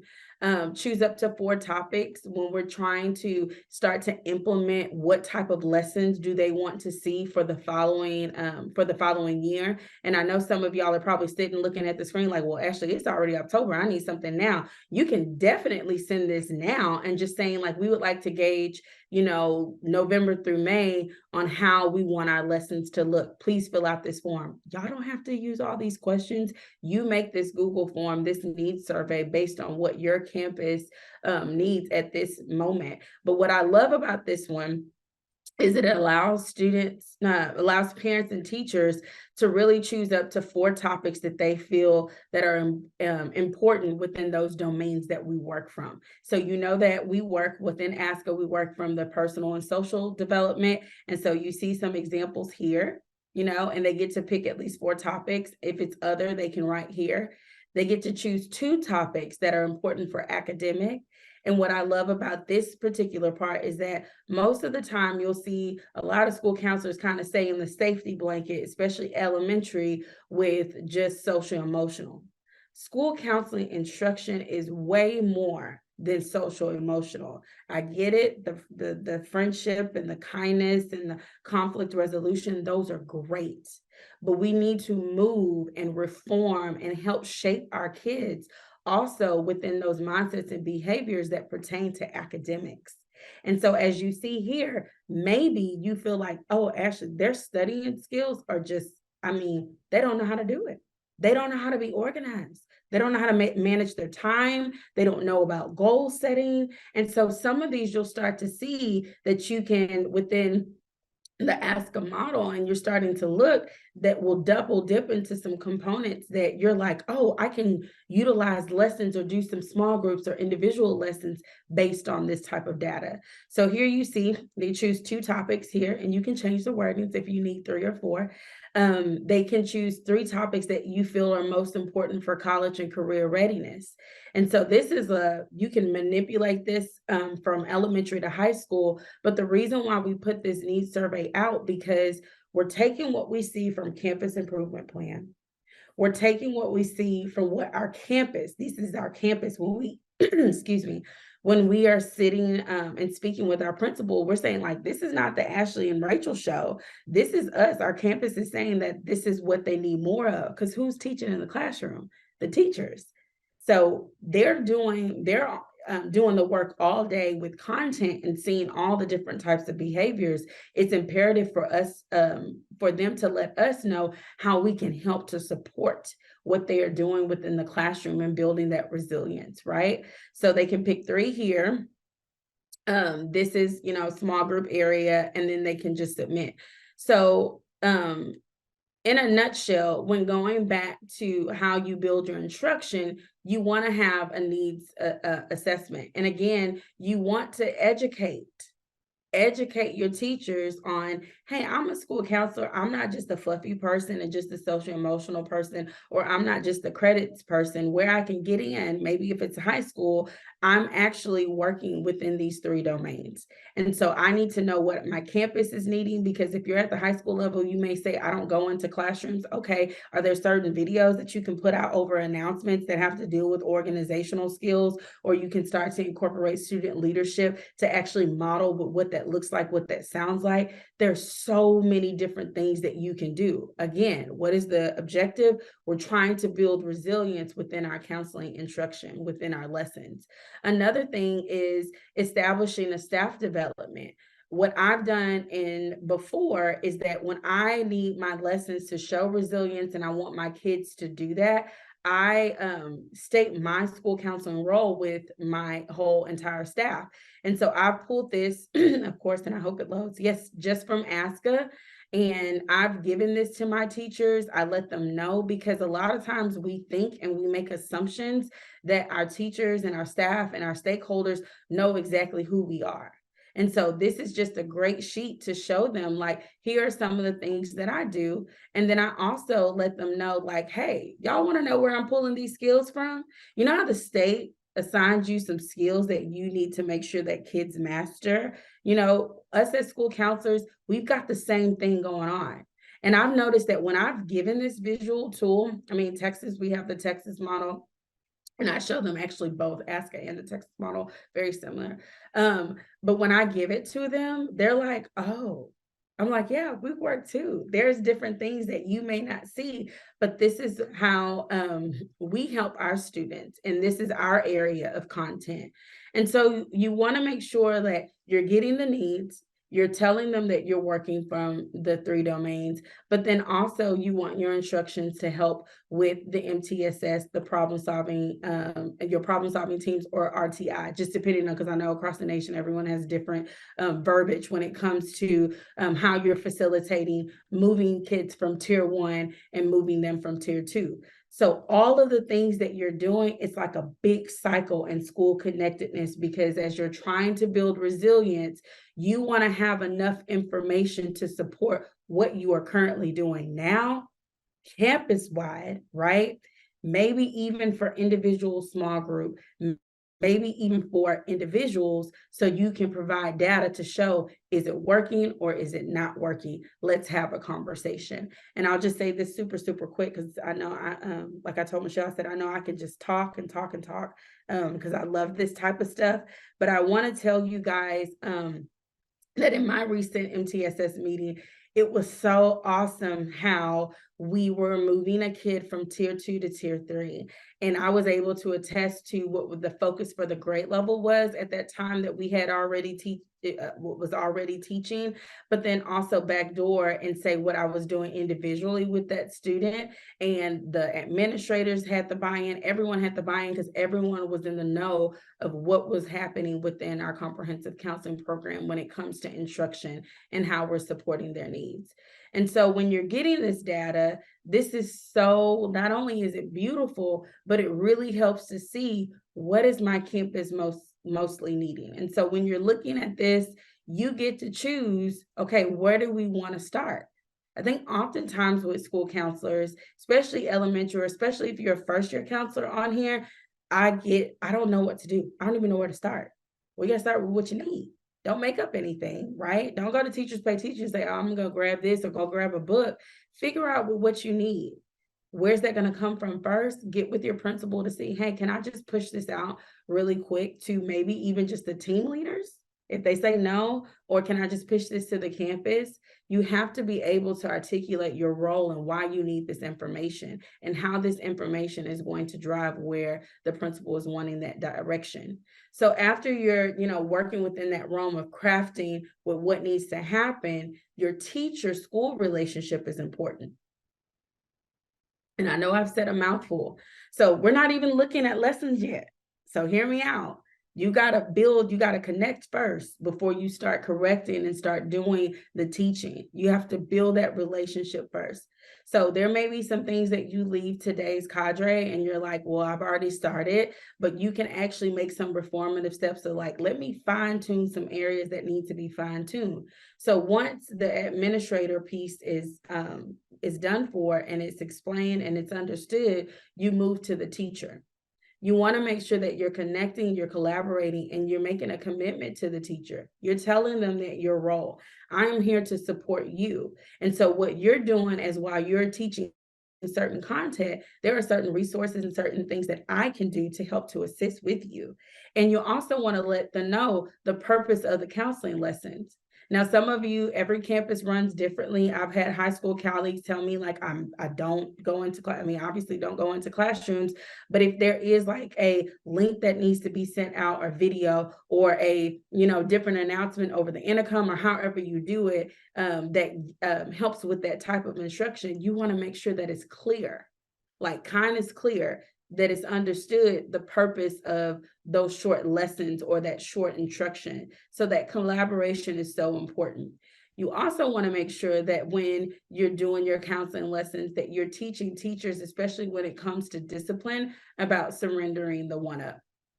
So again, I use Why Try a lot, and I love their approach when it comes to building relationships with kids and helping them to understand just their significance within being with the building. So they say surrendering the one-up relationship is the key to motivating the difficult to reach students. Because while these things look amazing, right? And all the things that we do, sometimes it doesn't move or push the pendulum forward with some of our most challenging kids, right? Or most challenging grade levels. So when you're surrendering the one-up, it's all about constantly and unconditionally communicating to the student that they have value and they have worth, regardless of their successes, failures, or behaviors. I'm here still in Texas, and we are just finishing up on our Texas Lone Star State School Counselor Conference. And one of our keynote speakers said that it is so much power. He was expelled from 10 schools. He said it was only one school counselor that literally would all the time tell him constantly, I believe in you. Even though he didn't believe in himself, he said, I kept making mistakes, but it was just constantly and unconditionally communicating. And I said, this is so true, because when it appears on the outside, some of our kids have that hard shell on the outside and they're just not getting it and they're just doing whatever they're doing. When we surrender the one-up, it means like, you're going through this emotional roller coaster and you're making, these really bad choices. But I'm here to tell you as your school counselor, I'm gonna still love you. I'm gonna still help you regardless. My love is not conditional. My acts of service is not conditional based on your actions. Because I know that me as a grown-up, right, even our high schoolers, and I know through my seasons and my versions of myself that what's happening right now is a moment in time that you're experiencing. And so even when you're looking at their maturity level and our maturity level, it's so important to surrender the one-up. We're creating greater equity in our relationships between us and the student, and then we're acknowledging the students as the expert in their own lives. That's why I love being a school counselor, because when they get all kind of crazy and doing those things, y'all, I'm like, okay, I see that that's what you chose to do. And I'm not going to cast judgment. I'm still going to love you. I'm still going to encourage you, but you have to make a decision. And I'm here to help to give you the resources. Every time a kid comes to my office, or even teachers, I help them to surrender the one-up. Their problem is their problem. Sometimes we have to isolate ourselves from their problem and give them the tools and help them to make a decision, help them to make a choice. And the last but not least, with that choice, they got to choose which one is the best that's going to lead to a better consequence.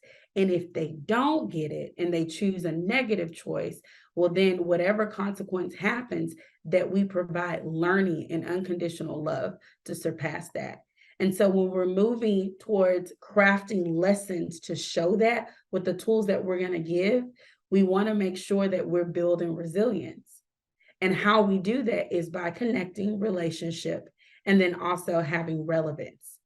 So relationship and relevance, super, super important. Both of them together will give resilience. That's why it is so crucial. The first slides that I showed you is that you are planned and you are prepared with not only your role about how you are going to craft your instruction based on counts and craft even your sessions, even your small groups or individual sessions based upon data, based upon what these babies are needing, right? From our elementary all the way to our high school. When we start to do that, we start to take also a look at, well, I've got the data, I've got the things with my teachers, right? It's understood, I've delivered that well. The next thing I need to know is like, okay, so Ashley, yeah, where are these lessons going to come from? Like, where am I getting it? And some of us may have various resources. I hear people use very different things when it comes to doing creative things, even for, our high schoolers, even for our elementaries. But I'm going to say this, based on your data, that's what you want, because the more data you have aligned with what you are trying to get out, whether it's college and career readiness, that is going to move the pendulum forward when it comes to your principal and I knowing that you are doing what you're supposed to be doing as a school counselor, but then also to supporting the impact that you're making, because data does not lie. So when you're having the time to sit back and say, okay, let me get my lessons together, moving into next month, I have 4 guiding questions that as a previous teacher, I used to always ask myself, and I know y'all probably seen them before through certain PLCs with grade level teachers, but one, what do I want my students to learn? I don't know. Well, remember, we said go back to the data. What does your campus need? Not what you need, what does your campus need? Number 2, okay, you're gonna teach it, you're gonna make a video about it, you're going to send it out however you want to do it, but how do you know that they truly learned it? How do you know that they truly used it? What's going to be that supportive post-assessment to show that? Number 3, what do you do if they don't learn it? If they don't get it, you get feedback from teachers, you get the post-assessments, and it's like, yeah, that wasn't good. Okay, what are you going to do? And last but not least, what can you give to them? I just did another session on this, tangible, to support their learning at school, at home, and with peers. It's something powerful when there's visuals. If it is someone in this space today that says, well, I don't have time to do flyers, I got to keep it simple and just use technology. Okay, so what you're going to give them to make sure that it's supporting their learning? Do you have a counselor website? Are you able to give them, different types of links? Like, what is that going to look like and what is that going to sound like? So once you've established that, something to think about is also having a comprehensive scope and sequence curriculum. I've designed this myself. This is not what my district has told me to do. They have a certain, and you may have it within your state or within your districts or your community areas, but you have to have an outline as into what is happening throughout the year. You want to stay and stick to this outline as much as possible, but I'm going to tell y'all, crises are already here virtually in my head from some of you guys probably yelling at the screen. Virtually, you may say, I have so many crises on my campus. I don't have time to do that. Well, if we have so many crises, that means that we have to stop and pause at some point to make sure that we can help to respond and become preventative so we don't have so many crises. And so that's just factual information, because if we're having things popping left and right, and that's all that we're doing, and every day we're just living day by day, and it's not structured in a way, then are we really serving kids best? Are we really serving our staff best? Are we really serving our community best? And so when you're looking at those 4 guiding questions when you're doing your lessons, it's important to have a personalized campus scope and sequence with your target lessons, your character focus, your books and resources. So I've shown an example here of mine. And I've changed it this year, but this is from last year. And every month I have specific lessons that I do with each grade level. ASCA also has some templates that you can use. And sometimes I know people feel very overwhelmed looking through all of that. Make it your own, but know what is your intention? What is your data priority focus? So as you see last year in October, yes, it is Bullying Prevention Month, but I know that at that particular time and the feedback that I got from teachers, they're like, we need some academic motivation, because y'all know October still is a crazy month, and it's sometimes very, very difficult. And so my partner and I, we pulled and we crafted lessons based on campus needs. Another thing in helping to create resilience is doing specific counseling lesson requests. So I love digital technology, especially with Google, is because sometimes maybe one teacher needs more or a grade level needs more. And so with you building resilience in your counseling lessons, another outlet that you could choose to do is to have a platform that allows for specific needs to classrooms. And when you do something like this, it really helps us to connect with classrooms and their targeted lessons. Again, it's great teacher consultations, and you can provide a variety of resources. So this is actually on my partners and our website. We have it. Like if you have a specific request, like we at our campus, we have pre-K through 6. So I always, most of the time, every year I'll get one form, at least one classroom on tattling, and it's driving the teacher crazy. And I'll pull the teacher in. I say, tell me a little bit about what's going on, right? That's that collaboration piece. It's not for me to fix it, but she needs support. And so there's some things that I may tell her to do SEO wise in her morning meetings, but then there may be a piece where I have her come back to my classroom, come to my counseling classroom, and I'll do a lesson with her kids. And so as you see with this form, they get to choose whatever they want. And then I love this part here, other. Just to make y'all laugh, like one teacher, she filled it out, and I set my email notifications so I can know when they're coming. She said, oh my gosh, I need some help because all of my boys keep slapping each other on the bottoms. And I was like, oh gosh, right?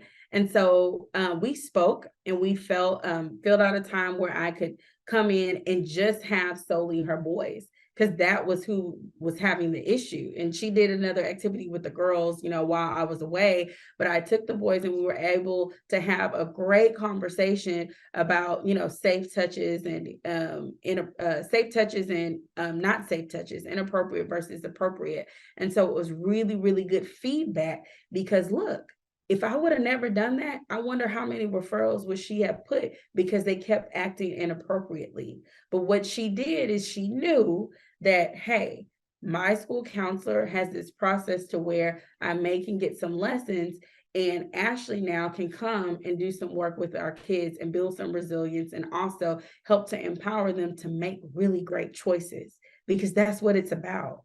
It's not about being punitive. It's not about being reactive. We have to move within that shift of being intentional. When you're doing resilience in your counseling lessons, it's important to incorporate pre and post surveys. You do a lesson all day and it sounds great, right? But what the feedback is so important for you to know, like, did the kids really get it? How are they feeling? Did it touch home? And so this is great data, y'all. Great data to show, even if your leader is not supportive of school counselors or not supportive of the program, or like, I don't care, I don't want you doing all of that. This is great, because numbers don't lie. Facts don't lie when you're looking in front of you, and this is out the mouths of babes to say how they're feeling. So when you're making pre and post surveys, and I know some of them are like, who has the time to do all that? Of course, you got to step back, make some intentional time. Maybe you start off with only 3 or 4 questions, or however you want to do it. People do pre and post surveys in different ways, but I like to give them before and after lessons. And so this is just an example, especially with my 5th and 6th graders. And I love, like I said, I keep the Likert very short for them, obviously, very appropriate. And I said this year I'll probably add 4, because ASCA really says that you should have 4, that way that they're just not stuck in the middle, because some of them are just like undecided. But we are going to be revamping this within the next couple of months. But this is really important for you to get before lessons and then seeing how they feel afterwards, because there is one question here pertaining to, I'm sorry, and I forgot to say this, pertaining to the lessons that we do throughout the year. These questions are really, really great. We'll fine tune like maybe 1 or 2 after a certain specific targeted lesson, but overall we like to keep these running because we like to see kids that right here, I know how to keep myself motivated when things are hard. This one is always low in the beginning of the year, always, for whatever reason, always low. We kind of like start to do it in September, but I love to see the gradual change as we're doing lessons and see how some kids have shifted. And that's how you also see the power of resilience. Are the kids picking up on the skills? Are they actually using the skills? And this is great to show your administrators. Another one that I do after a lesson, and then some people say, oh my gosh, Esther, you are real bold. But of course, we want resilience, right? We want to make sure what we are doing is sticking and it's working. After a lesson, I send an email to those teachers. I BCC them all. That way I'm not doing a whole bunch of thousands of emails, but I give them a lesson feedback. And so as you see here, it says, in order to make sure that I'm meeting your students' needs, I'm asking you to fill out this short survey form. And so they'll select the grade level that they're teaching in. And then I keep it very simple. Like, the topic was important for my students to learn, yes or no. You might thought it was important, but if they don't think that's important, that's the problem. Like, so how are we really going to measure the effectiveness of what we're doing in the lessons and have the buy-in if they don't even think that that topic was important? So that's why it goes all the way back to the first slide, that you want to make sure that you're getting that data to support, like, this is what y'all said that y'all are wanting, and so this is what I'm doing. The next one, the unit was organized and covered information that will help my students. My students appeared to enjoy the unit. This one is a tricky one. For some of my elementary and middle school counselors that are out there today, when they say my students appear to enjoy the lesson, well, if the teacher doesn't stay, and normally my teachers stay, which makes me feel good because they said the lessons are really good too. But then again, like, if you can't really answer this question and you're kind of stuck in the middle, then maybe you should, this is where I say, you know, for future, and of course this is, oh, I forgot to tell y'all, this is a very anonymous survey as well. Like, I'll know who the grade level is, but I won't know who actually sent me the form. And I like to keep it like that. And I tell them ahead of time at the very beginning of the year, I'm going to send these surveys so I can be better. I'm going to send these surveys because I want to stay connected with you to make sure that we are helping our kids become the best versions of themselves. And so I need your feedback. And so it may sometimes be a little bit constructive criticism or hurt my feelings or make me kind of question things, but we have to work as one, and our kids have to see us work as one. So this question right here, my student appears to enjoy the unit. If you weren't there for that, then maybe for the next lessons, you need to see if you're being a part of it so that they can see, like, hey, we're all in the same team. Like, I'm going to just throw out a name. We're all Team Washington. Like, Ms. Wright is helping, you know, within Washington's classroom. My teacher's helping me with content. We're all working together on these skills. And then the next 2 questions, what did you like most about the lesson? I want them to tell me, yes, it's required. What you like most? Again, that's why I need you to be there. And sometimes I know y'all are saying, but teachers sometimes need a break. Okay, we can get a drink of water, but then you can come back as well. You know, what did you like least about the lesson? And then the last one, this unit was organized and covered information that will help. Okay. And what do you believe that can make the lesson better? I really like this last one because teachers, obviously, they're with the kids all day, and they see all these kids all the time, right? And we see groups of students, or sometimes we may say one student, maybe the same student all the time, but we don't get to see all of the things. And so I need to know certain strategies. I need to know more innovative ways that I can help to reach the kids that I may be missing the mark. Like one teacher said, "Oh, that's right, don't have first graders on Chromebooks." I thought they could handle Chromebooks. This was like maybe 2 years ago. And they said, "Don't have them on Chromebooks, Miss Wright. Let's do iPads next time." That was great feedback. I was like, "Oh, that's a quick fix." And I said, she's right, because it took a lot of time and they looked confused. But for whatever reason, I thought because they had Chromebooks in their room, I thought first grade was using Chromebooks. And she said, "No, we have them in our room, but the iPads are a lot smoother." And I said, "I'm on it. I got it." And so that helps you as well to see how the lessons are being effective. Okay, so with school connectedness, and you're crafting your lessons, you're asking for feedback. You also want to have posters and visual metaphors for classroom and administrative use. And I'm going to show you that in a second. Every time you do a lesson, you want to have something tangible to give back either to that student, but then also, you know what's the most powerful thing is giving it to your administrators.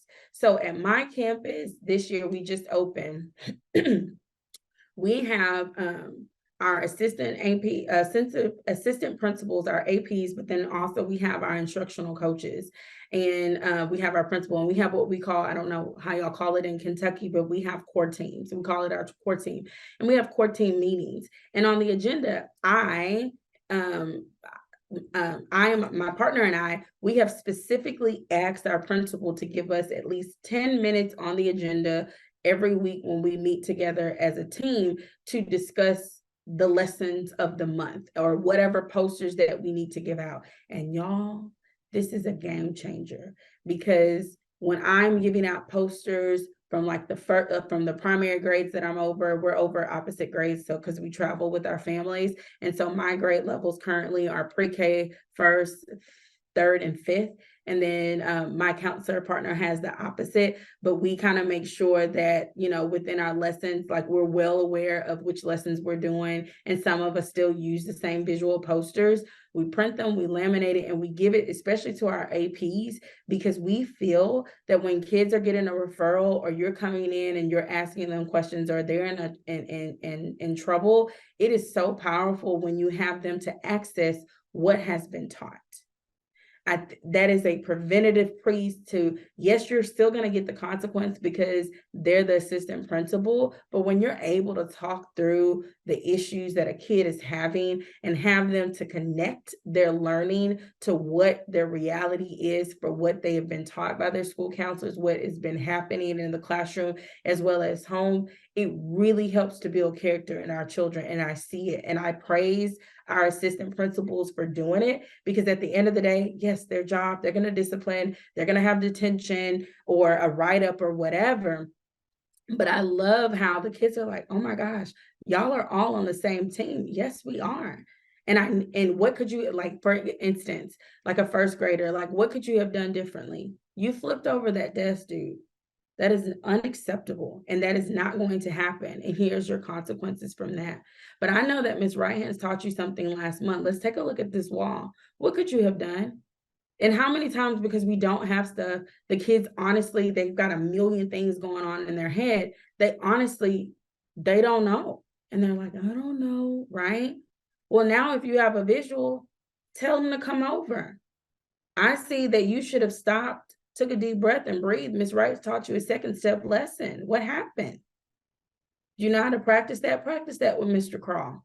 And I love when they see us as great leaders to be a part of how they are trying to be more resilient, how they need to learn how to access more skills. And so I've already hit on, right here, supports administration, collaboration, RTI, interventions, and MTSS meetings, because it gets everyone on the same page. No matter which adult that you go to in this building, we're all speaking the same language for what we have learned. It supports individual referrals, like when teachers fill out counseling referrals for me to see students, or the students fill it out themselves. The power in your lessons is I show up, I say, oh, we talked about this last month. Where are we at? What needs to happen?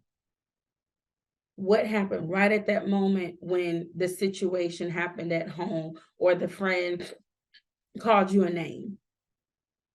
And then the last part, parent educational talks, when we're giving things in our newsletters, or in my previous, we're about to start embarking, I did a lot of videos. I love telling parents what we're doing and how it can be infiltrated in the homes.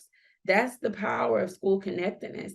That's the power of building resilience out of your lessons, because they have meaning and they have grit, right? And they have substance. So when you look at this diagram, that's the power of resilience. It's a cycle. It's not a hit or miss when we do these lessons and we forget about it. We bring it up over and over again. It's like a person that goes to, this is another watch our lesson, it's actually called Lift the Weight, but it talks about that, you've got to keep lifting and pushing and continue using the strategies and tools over and over, because practice makes permanent. I think sometimes what happens is that we'll have like these themes throughout the year, and it's just like, say for instance, it's Red Ribbon Month and it's like Bullying Prevention Month, but then after that we kind of leave it alone and we just kind of don't reference it back. Well, what if something traumatic happens in November, even though November sometimes is typically like a career month? What if something happens? Like, what tools are they going to be able to say, this is what I learned from my previous month with October that my counselors have taught me that I can always have access throughout the school year? And it's going to take the teachers and the staff. It's going to take the parents. It's going to take the community and the students themselves. So again, you want to ask these questions, okay? And then you want to put it into practice. So I'm going to walk through it with you, because I'm about to probably have a little bit more time in your facilitation. So when you're sitting and you're planning and you're putting all of these things together, when I'm walking through it, this is me, and you may do it differently, and this is fine. You want to have, what are your identified needs? So I'll give you an example. Maybe there was an increase in discipline referrals from previous year. I know it was for us. Like last year, we did not have a strong leadership team. It was a very toxic school year. We had over 400 in elementary school, y'all, over 400 discipline referrals. Unacceptable, unacceptable. And so what happened is that we started to begin answering the 4 essential questions. What do we want our students to learn? We want them to discover the impact of negative choices and consequences. When you make this choice, here's what's going to happen. This negative choice, sorry. How do you know they learn it? How do you know they learned it? Well, we're going to see every month. Is there a decrease in discipline referrals? Reference the lesson takeaways in class and peers at home, the survey check-ins that we do with the use of positive choices. Well, okay, Ashley and Rachel, what if they don't learn it? Then we're going to start having to set up some individual sessions or do a reteach lesson or a small group. What can you give them to support their learning at school? Well, we at home and with peers. Well, definitely at school, we have classroom morning meetings.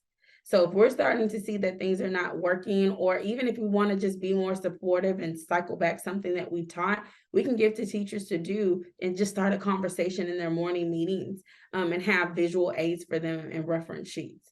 The parent newsletter, we've got our counselor website. We want to make sure that we put those tools and strategies that we taught on there so that they can practice it. Well, Ms. Wright, some of our parents may not know how to read, or maybe it's in a different language. Okay, do a video. Maybe show them how it's done. Maybe parents can't read and understand how to do some deep, breathing or really walk through this lesson. There's endless opportunities with technology to reform and put forth action to show our parents. Last but not least, peers, morning media discussion.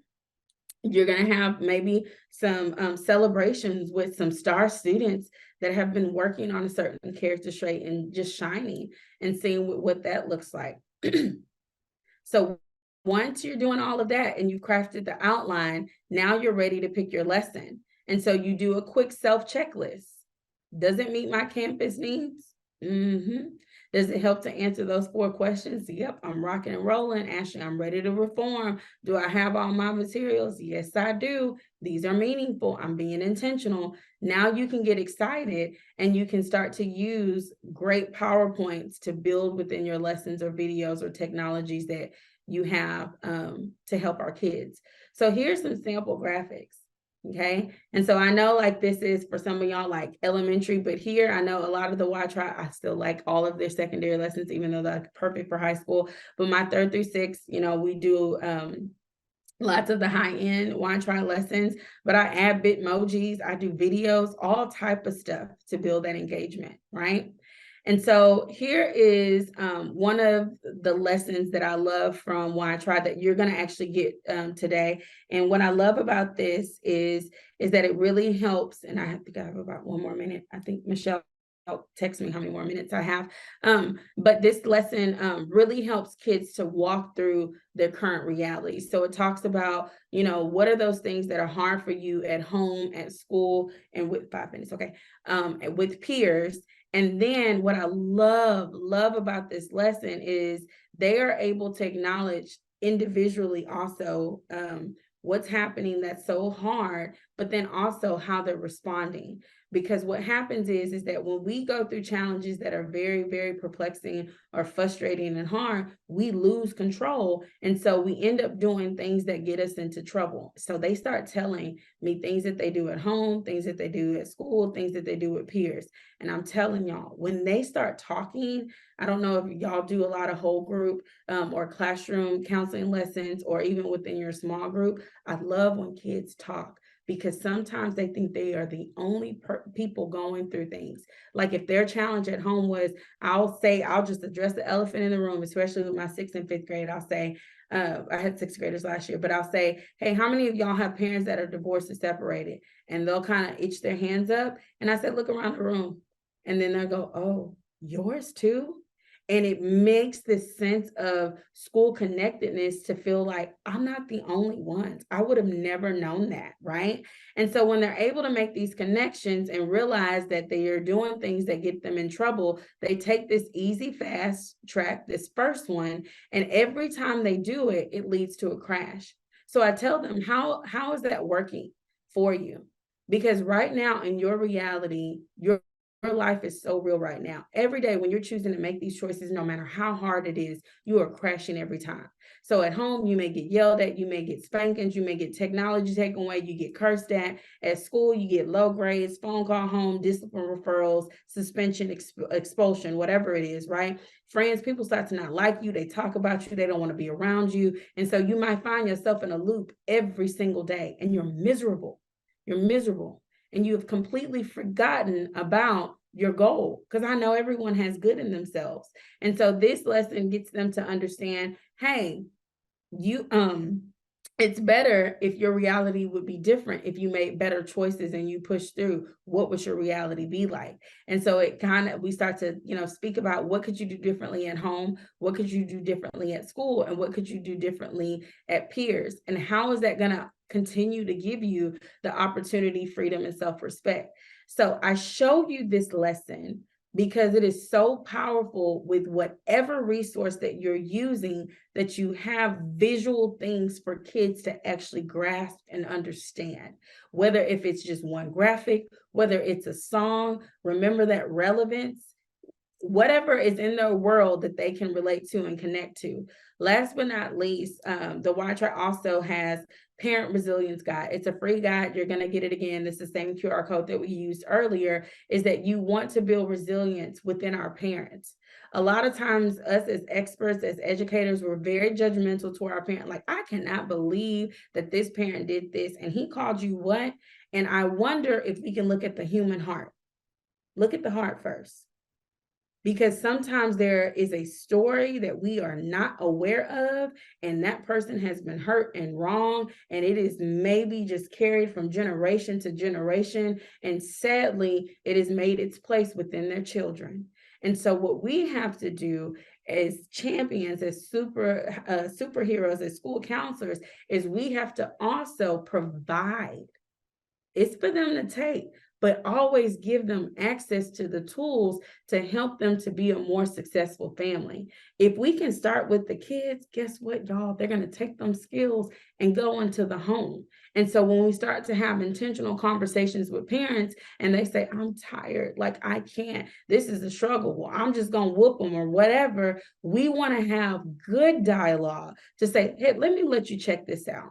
This is what I'm noticing that's happening at school. Maybe let me help give you some tools and activities. So Y-Try has a wonderful resource of resilience guide that actually are very short lessons. This is just for parents, y'all, that the parents can look into. So if you, and I'm going to show it, I think, yeah, this is a different slide, but I'll bring that QR code back up in just a second. But if you are able to show literally and help our parents to understand that the power of what our lessons are, if you are able to help our staff understand the power of what our lessons are and get their feedback, and help to manipulate that data to then also finally give that to our principals, you are going to make systemic change on your campuses. And so I leave you with that information because I think it is so impactful for you to let this sink in on how you're doing your counseling sessions right now and your counseling lessons. What's working well, what needs to be changed, and how can you be a more advocate to build more resilience? And so I'll leave y'all with that. And I am going to pull up one other QR code so y'all can make sure that y'all have that today.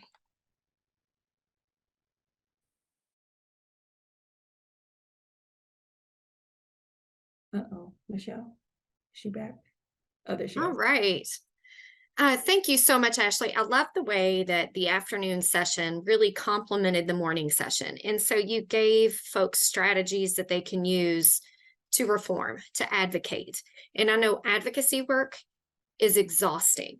It is really hard. Sometimes we feel like, have you guys seen those barking dogs, those little toys that you wind up, they're barking dogs and they jump around in a circle and they hit the wall and they turn around and jump again.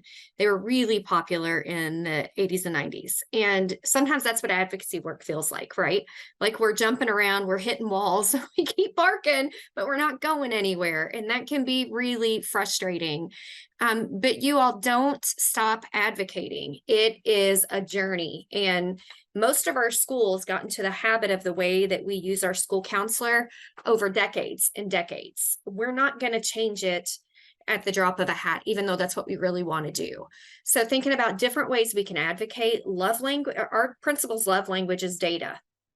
If we're able to speak to them using data, they understand that. Your board members, their love language is data.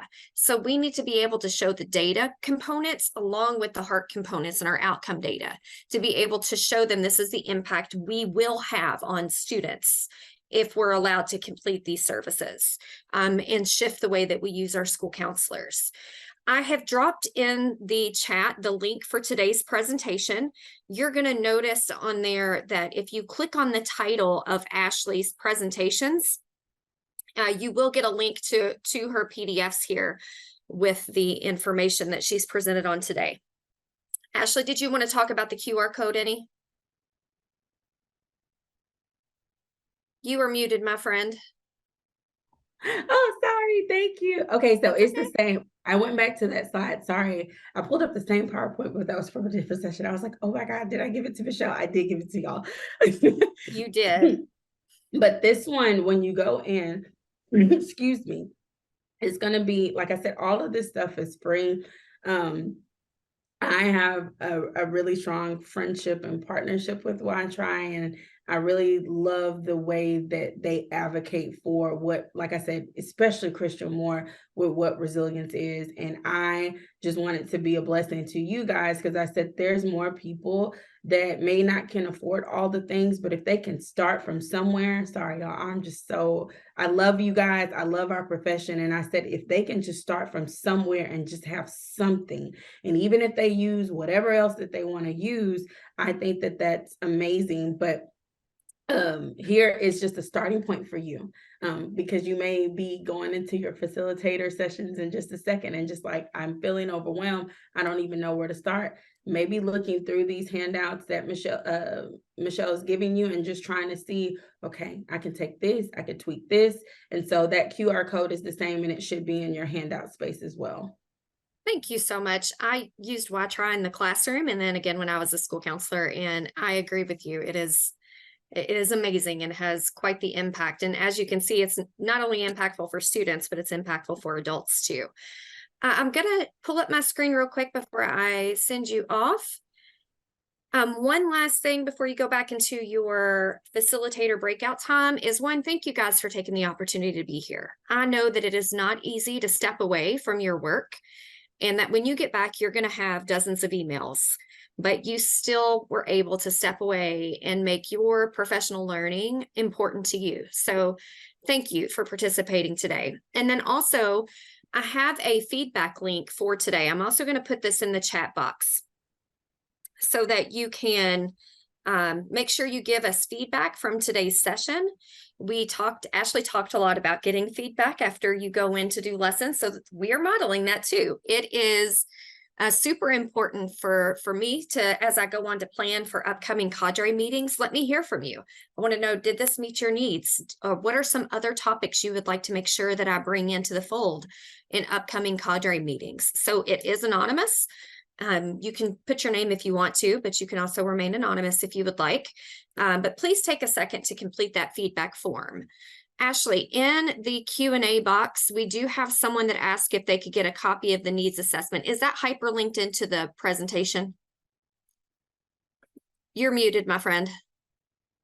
I'm sorry, y'all. I just started talking. Yes, that is in there. And even if it's not, what I've just put in the chat is all of my contact information if you weren't able to get the QR code. So you can just, it gives all of my platforms that you can send me a message. If you are needing something different, please reach out to Michelle. She'll text me and I'll get it over to her. If there's something like a lot of people are saying that it's not working or you needing more of, or you want another example. I know with that needs assessment, someone did not make a copy, obviously, because I saw that and I thought I closed the link. But if you need any help, and I say this lovingly, if you need any help adjusting some of it or any ideas, just either email me directly or send Michelle an email and I will definitely, I can send a recording or something, to y'all. Thank you, Ashley. And Agina, yes, I am not for sure what the turnaround time is for getting the recording. This is my first cadre meeting, but I will be following up and getting that recording out. And then lastly, I'm putting in the chat box my Twitter handle. I would love to see the stuff you guys are doing throughout the state.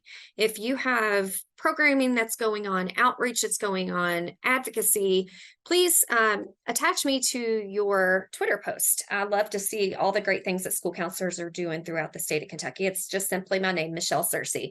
Ashley, thank you so much for being here, for pouring into Kentucky school counselors. We really appreciate it. You spoke right to the heart of what so many of us needed as evident through the chat box. So thank you so much. All right, y'all, I am going to send you back to your co-ops for the last 20 minutes and you will dismiss from there. So you do not have to come back into this space. I did expand the window so it does not close automatically on you after 10 minutes for your breakout rooms, but I will keep them open until after 12 o'clock so that those that are online can participate as well. All right, I'm opening those up now.